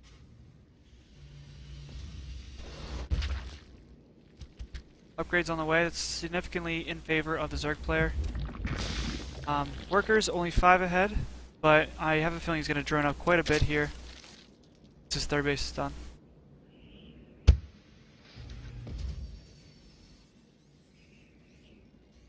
These Hellions, he was able to poke in with him a little bit, didn't lose him, saw the roaches, decided he wasn't going to get too much else done. I and think he was pulled them trying to back. push up into the main base there. Like he was going like straight for the drone line, but the block was there for. Yeah, and I think it's probably better to just not lose them, especially because there's not really any creep to speak of for him to like deny. Interesting smiley face from Kush there. It's like he was happy with what he saw, I guess. Mm-hmm. He said, "Oh, you haven't saturated your third yet? Happy face." Yeah, well, he doesn't have a CC. Okay, CC just goes down. He doesn't have a CC of his own on the way for the third base, and up until 6 minutes. So, I'd say Pretty Kumar's. late. Yeah, Kumar's is in a good position. and Justy Kush Pretty has late, but he does have a huge push coming out now. With he has one tank, and especially if he brings these Hellions to help buffer, like that could. Yeah, I don't know. Depending on how he I like micros his tank. the upgrade there. +1 is just it's gonna make all the difference in my opinion. Yeah, +1 helps. I think it really the difference is going to be how well he micros his tank versus these shots, and the answer is Miss not so great so Yeah, far. that Liberator too is very vulnerable. He's pushing that back smartly by Justy Kush here. Yeah, he does not lose that, which is good.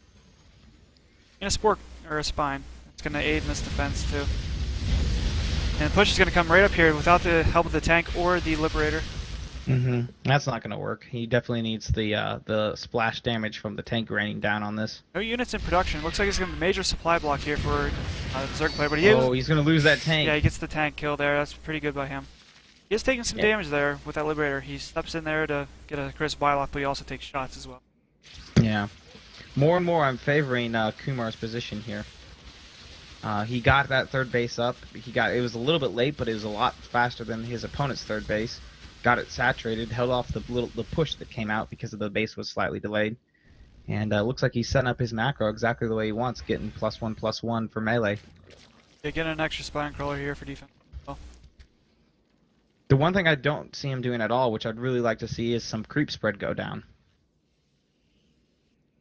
I mean, he can't be perfect. It's gold after all, so. But a pretty good gold. I mean, he's holding his own. I think that if he starts laddering like he's playing in this clan war, he'll probably rocket up to platinum at the very least. What are you insinuating? Did he practice for this clan war, and he should get on that ladder and go to platinum? So you're saying he's a platinum player? I think that the way he's playing right now. He very clearly is. He's holding his. He beat 2 platinums with, off race, and now he's holding his own against a diamond. I think that he's at the very least a platinum player. Yeah, I don't know what his main race is. I feel his Zerg is pretty good. Yeah. Now I will say that he didn't really take advantage of the fact that he was so far ahead, and his macro is slipping quite a bit, and he's allowed Terran to sort of get back in this game. And set up his own and Terran set up his own macro pretty well. Yeah. So. But he's getting infested right now, pathogen glands, going for his 2/2, while Kush is going for his 2/2 also in +1 vehicle. He's actually only going for +1 armor. Ooh, juicy drone transfer. Good timing there from Justy Kush.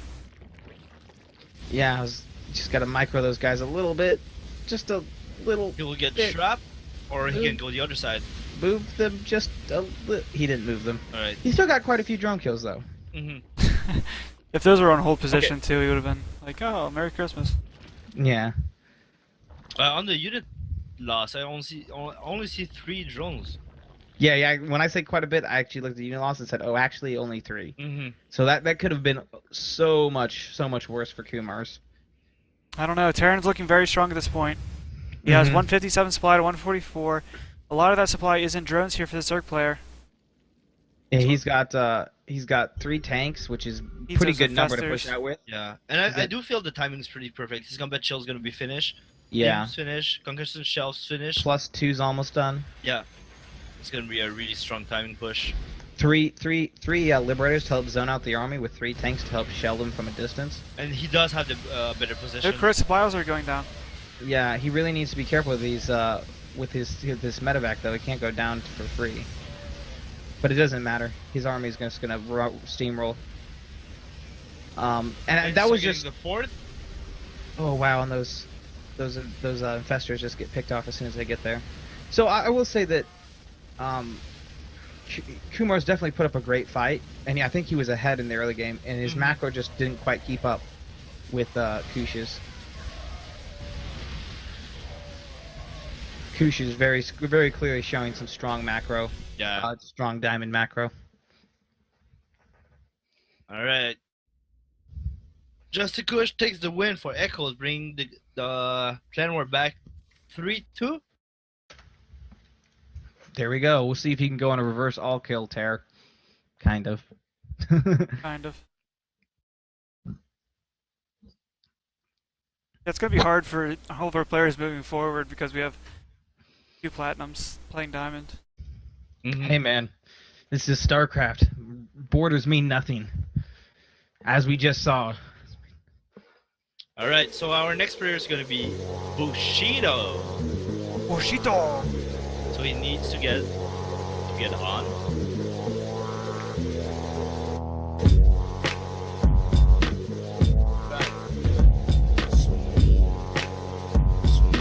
I think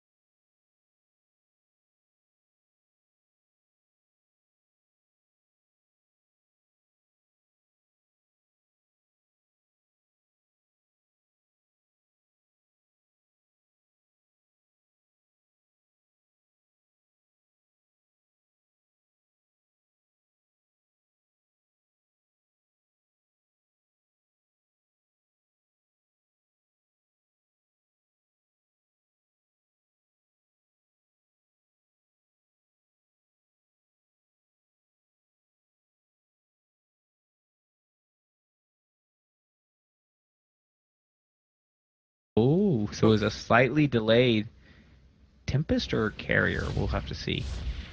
And Justy Kush does not have a scout. He doesn't really have. If there's a scout on the He's- fleet bacon. Yeah, perfect scan right there. Mm-hmm. Just as I say, he doesn't have a scout. Bing! Like, oh, I know exactly what you're doing now. Are you listening? Throwing down like a reactor right away at another starport. 3 starports. 3 starports. So he knows how to react to that. I think he did play. Did he play against Dalek in the last? We'll just say yes, he did I for the think so. storyline.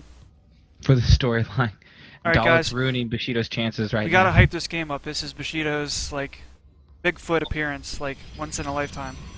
Bushido is doing pretty. I mean, like, here's the thing: he's got the triple Stargate or triple Starport down, but as long as he if he starts to get some Void Rays mixed in, I think those would do really well against the Vikings. Mm-hmm.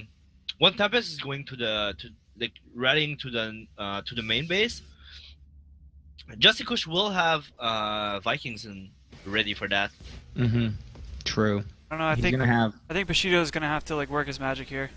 Mm-hmm. Like, I really feel as though Justy Kush is gonna win this game unless Bushido does something to surprise us. Well, you're just the one who said we have to hype this game, and all of a sudden you're going crazy with your predictions.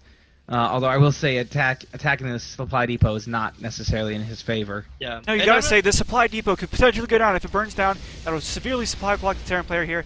Vikings are being moved in What the- here. They take down all the shields. Health is going down rapidly. More Vikings being queued. Can this Tempest make it home in time? His brethren is on the way.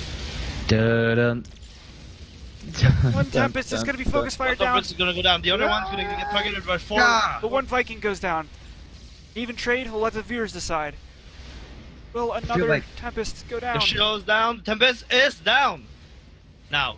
Now, I feel like Vikings are like I don't know, like little like piranhas, and Tempests are like sharks. They're just swimming in the water and done. But then like the piranhas come and they like a million of them attack the shark and the shark dies. I'm not sure about the Liberators sieging up in the Mineral Land. I'm not sure if that's for DTs, expecting DTs as a follow-up. If it is, he doesn't really have any detection to speak of. Doesn't even have any engineering bays on the way. No, so. but he does have scan. Well, but he's been using all of his mules. So Hey guys, we need some hype. okay.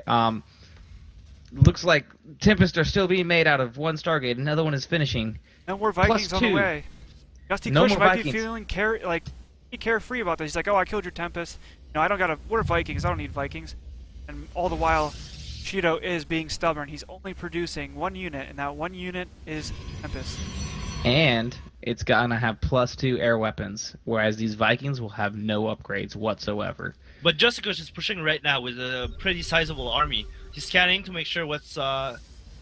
Bushido has. He does Sees the, have a good scout. Seeing He really can't push in here though. With these stasis wards and all these photon cannons. But he did scan the stasis ward. Take so that third base down easy. Stims That's in there. true. No, actually, doesn't stim in there. He Slowly doesn't have pushes stem in. yet. Base is canceled by Bushido. He actually just now. I think he wanted to stem in there, but he just realized he just now got that stem. He still Getting can't push one up hit into with the the natural medevac? though, He needs to whittle down these Vikings. and he definitely will be able to. What I'd really like to see is wherever that Oracle is, I want to see some revelations be thrown down, so he can start picking units off. Okay, more Vikings, more Liberators, more Medevacs. But Justy Kush didn't change his rally point. Those 3 Marines going through their death. Maybe he's scouting with them. He's trying to Oh, deny yeah. that third. This is This very is a- smart by Justy Kush. This is a very interesting placement of the stasis ward. Just trying to like delay any push that comes out his base, or possibly delay the third base. Alright, so Bushido is at 3 Tempest count, 2 more in production.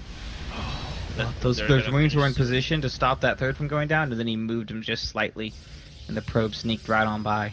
I don't think Justy Kush has plans of dragging this out. He's like, I smell blood in the water. I want to kill you now.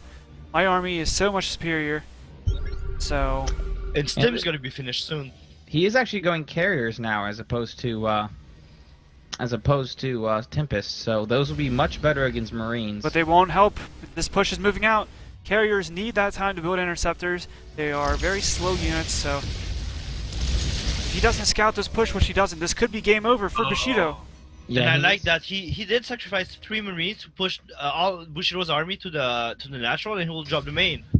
Proton cannons are being put down. Liberator is taking some damage here. The drop goes off. Units are out of position for Bushido. 1 cannon go down. Bushido's moving back slowly. There's no stasis wards here and no cannons for him to fall back on, so he's just going to be able to... These Vikings he move will- in. They try to get the Tempest. Marines are stimming on top of... Actually, they're not. 1 Tempest go down. He needs to be microing back these Tempests because he can't be taking direct hits. But unfortunately, the Marines are getting in and doing their damage, and he only has 2 Tempests left. He does actually have +1 shields as well, which is interesting. A nice little addition there. But unfortunately, it doesn't look like it's going to be quite enough. Alright, Only 2 Tempests left. Viking No goes more down. core. And this time, when he clicks stem, he actually has it. He's like, thank God, I needed that. Supplies 118 to 55. His base is gutted. There's no more pylons. What is Bushido to do? He has a third base, but he doesn't even have the main base anymore. True, but he still has the Nexus, and the drop was eventually pushed away. And I do think that does favor. That the later this game, he's clearly going for a very late game composition. So Or is he? Another push is moving out. He is not favoring the late game. He wants to kill him now. 2 base versus... No, and a half. Bushido. Bushido is favoring the late game. So the longer this game goes, the more chance Bushido has to sort of get the composition up he wants. But Jesse Kush does not want to get. Smells blood. And that Widow Mine get a huge hit. All the shields on the Tempest are out. Alright, he's checking for stasis words. Looks like cannons are here to aid in the defense. There's 6. There's pylon overcharge, but this flank here from the right side of the third base is going to be the vulnerable spot for Bushido. The Tempest are actually not in position to help defend this attack at all. 3 cannons rapidly being put up there. Drones are evacuated here. He's definitely going to be able to take down this third, and actually, because he walled off, he wasn't able to... Yeah. He did react quickly though, not losing all his probe to the Widow Mine, but the third is down. Bushido is indecisive. He doesn't know whether to go to his opponent's base or sit here and take this fight at his doorstep. 2 Tempests and this- already, no shield. One's go down, the other One should go medevac. down pretty soon. Medevac is barely just allowed to stay alive. And he scathed past the central stasis wards too. Those could have been really useful in helping defend this. Bushido pauses the game. Yeah, that's what I think. That was just a misclick. Yes, that always had like pause. Yeah. when you do that, like, and you're like, oh shoot, now they think I'm BMing, and then you kind of feel like you have to commit to the BM, and so you just like do it 3 more times. No, I'm not like that. No, oh, okay. I'm like, Shit, I can't let them know that I made a mistake. Pause.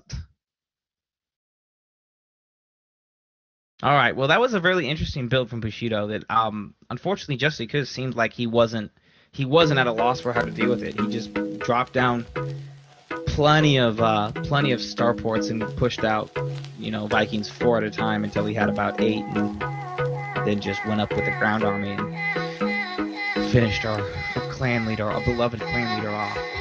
Is it right to call him a beloved leader? Is that a little cult-like? I feel My fear. Oh, that's so much better. Alright guys, for anybody who's watching, my name is Gojiro, and with me is Excelli, the Master Zerg, and Zane, the French Canadian. So we are going to provide this epic conclusion to SI versus EchOs in this best of 9. So guys, stay tuned, and if you want, drop a follow, and that'll help us out a bunch. But stay tuned, we're going to set up the next game. So actually, you have like the introduction, like Master Zerg, and I only have like the French Canadian. Like the Well, Master Zerg and Zane, the French Canadian. Like, what? I mean, it's not bad unless you consider the other French Canadians in the StarCraft community. This French Canadian so fast expanded into some gay cheese. or he's French Canadian, so he's gonna make cannons. Yeah, but I'm Zerg. That's it. He's gonna find a way to make cannons. Oh, but alright, I have a funny story about how StarCraft World is small in Montreal. So, you know CAC? Yes, yes I do. So I went snowboarding with a friend of a friend yesterday, and we like somehow we talked about StarCraft and the games we were playing, and he recalled a story they had in Toronto, and I remember last week Cat just like had the same story he told us. So actually, the friend of my friend, he's playing StarCraft also, and he's the best friend of Cat, which is like really funny. Like the world's really small. Like in the clan, we only have like one other like guy from Montreal, and so yeah. I'm trying to think. I had a pretty good friend, StarCraft friend from Canada, but he was from.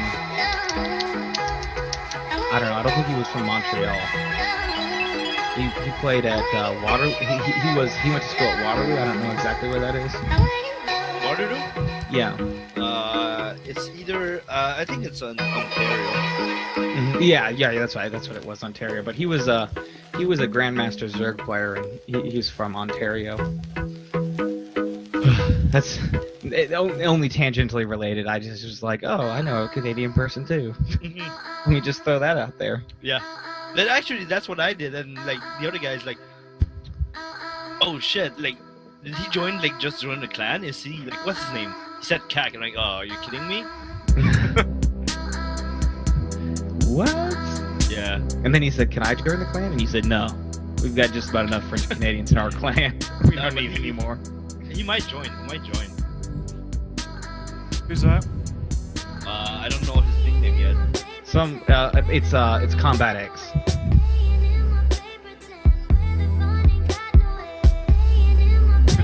We have some people not enjoying the stream. What? Who's that? Not sure. There's a couple people, but yeah, we're not good by any means.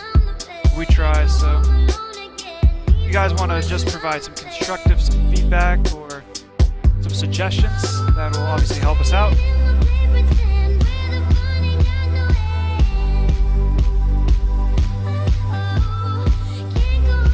Alright, so all the maps are reset. We played them all.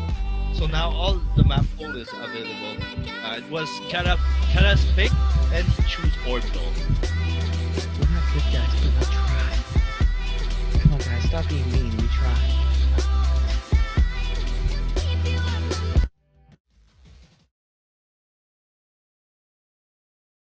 So, spawning on the top right, we have the blue Terran representing SIClan Kata.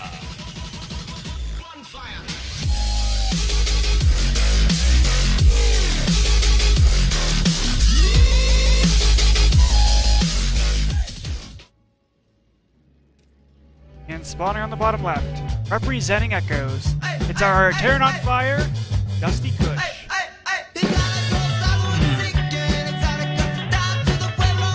Dusty Kush, man. The orange Terran from... Wait, where is he from? Let's make up a place. California. Alaska. No, that sucks. California. You should be from Colorado then, if anything. Sound is good. California. Yeah. Or Jamaica. Yeah, there we go, Jamaican Kush. I feel like no internet in Jamaica. Alright, guys. We're gonna see a TVT here on Orbital Shipyard. What the hell, man? I'm sure they have great internet. Okay. TVT. TVT out of Orbital, I love it. Each player getting a scout off. Maybe the Kata SCV will delay a natural here, but he's not really queuing up for that, so. Early bunker out for Justy Kush. A bunky. Early bunky. Oh, he traps that SCV in too. That'll be a dead SCV. But that placement though, it's gonna... It will have to live for the add-ons, right? And Justy Kush will see this natural coming down from Kata. Crazy. That's interesting. Like, usually we don't see like a fast marauder, or is it me? Or I don't cast that much TVT. I'm not the good. We've seen this before. I think it was from Kata, and it wasn't successful. He fucked up. Oh, he He canceled his Canceled barrack. his Yeah. barracks and he made a factory instead. I believe that is the fuck up he's referring to, Mm-hmm. but I have been wrong before. Alright, so factories down for Kata, having a fast expansion. What do you think about Kata throwing up his supply depots in the wall here this late? I really don't see what purpose it serves. I feel like the only purpose it serves is to get him supply block when he has tanks sieging his base. Well, he is gonna be. I feel like he's gonna be aggressive, so maybe it won't come to that point. Mm-hmm. Yeah, one can only hope. But we've seen him go this build before. I think it was on Lairlac Crest, and it wasn't successful. I think he lost that game. But No, I actually think he won, but it was like really close, well, if I remember well. I think the actual like Marauder timing failed, but he maybe won like a later macro game out of it. But Interesting, but he's only made one Marauder, and then he's just pumping out Marines behind that. And the supports go down for Kata. Yeah. Oh, let's see if he's gonna go some sort of Medevac. Banshee harass behind this. oh, Viking. Just a Viking to stop any Banshee harass that might go down. But as we see, there will be no Banshees in the foreseeable future. I like or, Kata's position here. Obviously, he has the earlier stim, the earlier expansion. There, he got that orbital up. Thinking about upgrades, so looks like he's Thing in a better is- spot. He's gonna have later tanks though, for sure. And that can be quite important in TBT. I don't think tanks are really used. Quite honest. Oh, really? Yeah. Actually, I was thinking of a different matchup. yeah, um, yeah. Yeah, but yeah, It's tanks don't mostly really see any Vikings and gameplay. ghosts. Yeah, because the nuke is so strong. Like, why would you want a tank position when nukes could just fuck it? A little bit longer range there on the nuke. Yeah, exactly.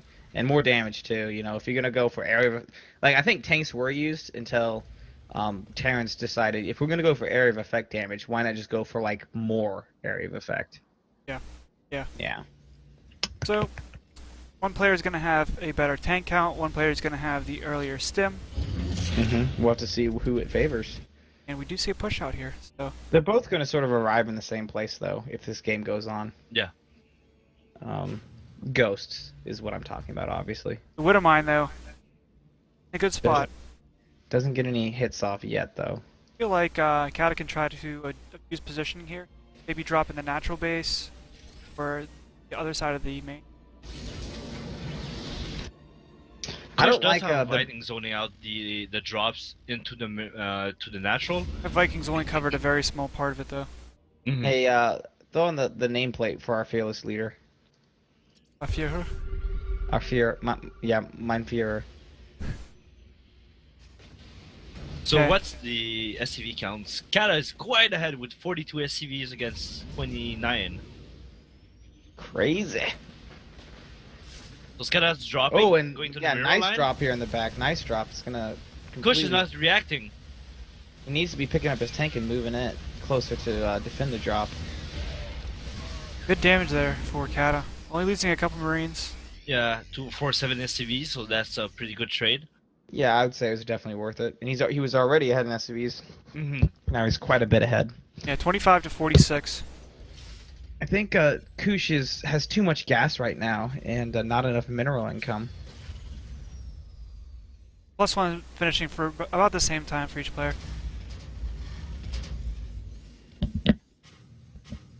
And third base will go down for Kata. It looks like Kata is actually going to be in a pretty commanding position Mm-hmm. Yeah. as this game moves forward. Oh, but now that the tank's in a little bit better position, get that shot off. Ooh, good damage here from Kata. Yeah, because he's not pulling the SCVs, which is kind of a bit of a Oh, mistake. he's gonna I lose the think. medevac though, and all the Marines that were inside there. I still think it was definitely worth it. Oh, yeah. Justy Kush didn't really pull SCVs fast enough, and he still got quite a few kills off of that. Yeah. So the and count is at 10 right now. The SCV loss for Justy Kush. Kata's gonna Mhm. start making tanks now. He kind of needs to catch up on that tank count. Two tank production is a possibility here for Kata. Let's see if he decides to go into double tank. So this is sort of a position we saw. Oh gosh, I can't even think of his name right now. Panics? No, our random hero. Two Mars. Kumar's. We saw Kumar in a position against Kush, where he was actually in a pretty commanding lead, and then he just sort of fell behind in the macro game. So we'll have to see if Kush is able to repeat that performance and pull it back, or if he's going to be able, or if Kata is going to be able to just steamroll him with his macro lead. Kush is pushing out right now. Marine spots it. Yeah. He didn't see the medevac, I don't think. He's actually still pretty far behind in the tank count. Although by the time he gets there, he might have. I don't know. He's not getting in position. Yeah, he will have a better position. If he lets his position go, which okay, he's able to take his position now. I think that was actually a bit of a mistake by Kush. He could have dropped his tanks, and then sort of taken a lot of ground that he would have otherwise had to work pretty hard for. Okay. He does have air superiority at this time. There are no Vikings out. That is very huge in TVT. Once you're behind in Viking count, you kind of just don't even try to catch up. Yeah, I just like Kata's position. He's been mining off this base for much longer. He has a supply lead of about 40 supply, 50 supply. Yep. Looking very good. Yeah, he just has more production. Like, if you look at all the production, let's just say they trade out evenly. Like, if the armies need to be remade, Kata's certainly looking like he can do so faster. Yeah, for sure. Although he is taking his own third now, so this will go to essentially a macro game with Kush behind. Move commanding the Marines might actually lose. Well, might actually almost lost a Marine there, but looks like it's okay. Yeah. The tank count is still in favor of. Justy Kush doesn't have stim. Well, that's actually huge. I think he He's forgot it against Bushido too. Remember? And yeah, he did. And Stim is actually nowhere close to finishing because he doesn't even have a barracks on a tech lab at this point. Yeah, that's a huge oversight there. You need that stim for TVT. Yeah. Almost as much as you need nukes. Yeah, that's true. Stim and nukes go hand because if there's a nuke, Go hand to hand. if there's a nuke on you, how are your Marines going to get out of it if they can't stim? Or you can bait, keep Marines into you and then you stim away and run away real fast. Exactly. Yeah. So scans go down for both players. They're seeing what they're facing. Justy Also, right Kush. now, Kata does have a pretty sizable army, like 184 supply to 117. 7 tanks to 5, 16 Marines to 19. Okay. Yeah, he's looking Kush real good. is getting that stim and combat shields now. Must have heard I us. will say that And Kata is pushing out right now. I will say that the supply difference is largely in Marines, which if he mishandles his Marines, could go down very quickly. Yeah, we did saw that like a couple times in the in TVT. So that's the only thing working in favor of Justy Kush.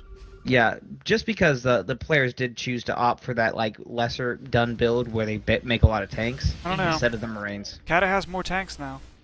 He does have. But He does he does have the position though. He doesn't have the So- capability of moving those tanks with the Medanks. He has more Oh. tanks, but 2 tanks are at home, so actually in the fight he has less tanks.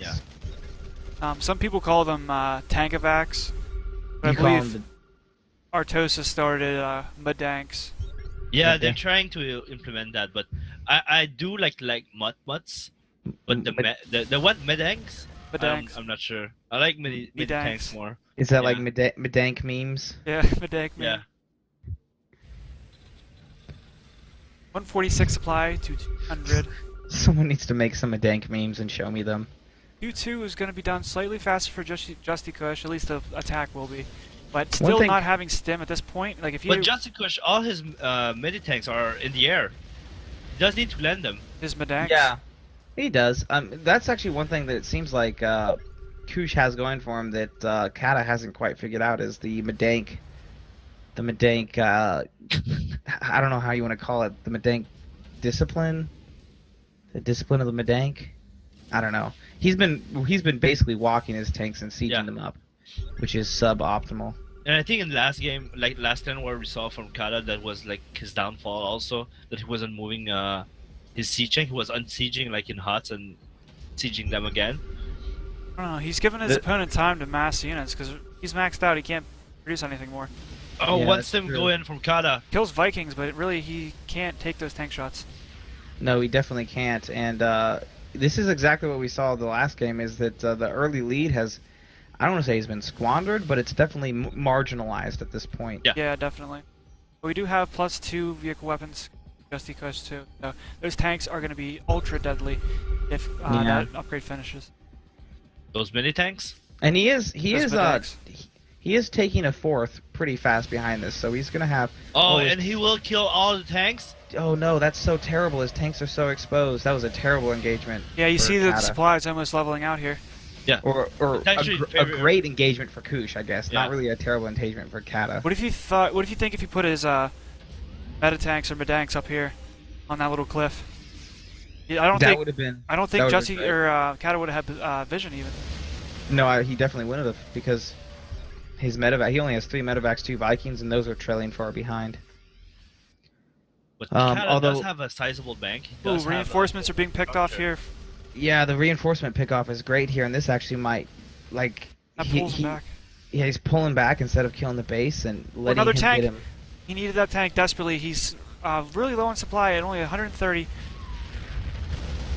His tanks are going to be stim forward. They're going to be picking off a lot of those bio, but he unsieges them. Why did he unsiege them? Could have had so much bio. Must have been a misclick right there. Well, he misclicked because that surely would have done so much damage. Yeah, that's definitely unfortunate because I don't think he wanted to move out there. I think he wanted to. He took a great engagement, and then when he pushed out, he just lost everything. Yeah, he can't do that at this point. If you're down like that, like, not make those kind of mistakes. But unfortunately, just misclicking, unsieging them. You can just see the potential, the micro potential with the medanks. Oh, and losing 1 mini tanks. Did you say metatanks? Yeah. Is that a new thing? Metatanks? I think it's Oh, God. tank of X. No. I'm gonna call it mini tanks. Is that like metachlorians? Is that a Star Wars Metatanks? reference?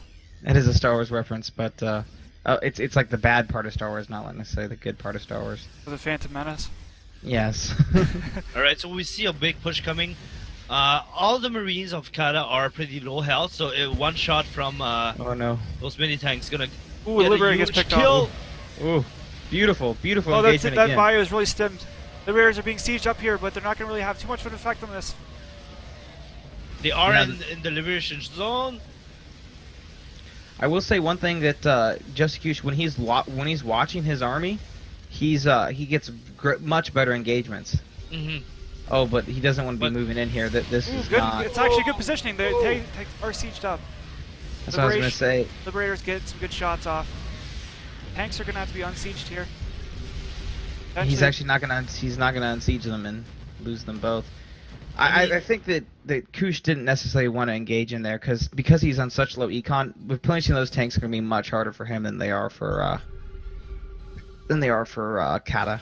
Yeah, but I think he's taking way better engagement because the huge bank of Kata is practically empty now. lures them into the liberation zones. Tanks are cutting backwards. Supply is 171 to 89 in favor of Kata. Both players' tanks are going to siege up. Liberators come forward. Bio is being taken out here for Justy Kush. This looks like it's Oh, going to be the wow. end. I honestly don't know who's gonna win this. I think Supply is Kata just because of 160 to his 60. economy. It's 100 supply ahead. I was gonna say just because of his economy. Yeah, but in the army value, like Justy has 12 Marines and Kata have 15 Marines but 7 tanks And scattered Liberators. all over the maps. Yeah. Liberators, Yeah. Vikings, man. I was looking at the battle. Mm-hmm. But yeah, Kush. Oh wow, Kush still doesn't have an expo down, a third base. Well, it's hard to win when you give the person a 500 mineral advantage 1 minute into the game. I got nervous in these, but whatever. Yeah, Kush for is- anybody that doesn't know, like, he accidentally canceled building. GG with quotations. Yeah, Yeah. I don't really like that that banter there at the end because while it may have been a cancel, like, It wasn't really banter. That was let's call it what it is. That was hardcore rage. yeah, like, your opponent played well. Like, you can't deny that he played a good game. Like, obviously you accidentally canceled your building and that set you behind, but that has nothing to do with your opponent. And not saying GG there. It's kind of BM, so Oh, I think it's let's call it what it is. That was pretty BM. Yeah. Like you're essentially saying like, well, you won because of me. Like you didn't win the game because you're good or anything. Mm-hmm. So, I did enjoy this clan war though. We had some interesting drama there to spice things up. But SIClan in the end takes a victory 4-2.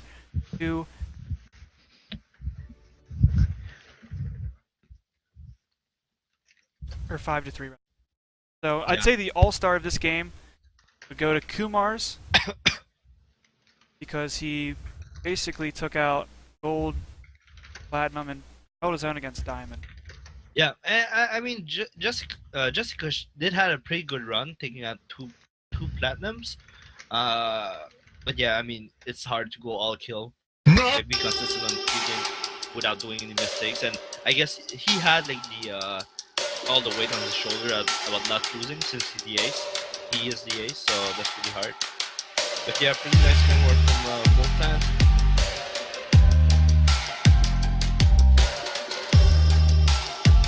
Sorry, what? I was talking in chat about people were asking how it was a 500 mineral advantage, and I said, well, it really wasn't. It was more of like maybe 200 if you consider 100 minerals for canceling and then maybe mining time, lost mining time. All right, thanks guys for watching. We will have another clan war on Tuesday against Darkness Approach. It's gonna be 2 gold, 2 plats. We're still looking for 1 gold and 2 plats, so if you guys are available, just message us so we can put you on the list. And thanks again for watching. Yep. Thank you. And if you guys like our content, go ahead and follow us and see all of our show matches, clan wars, and laddering that we do. But thank you guys for tuning in. I hope you guys have a great night. We'll catch you later.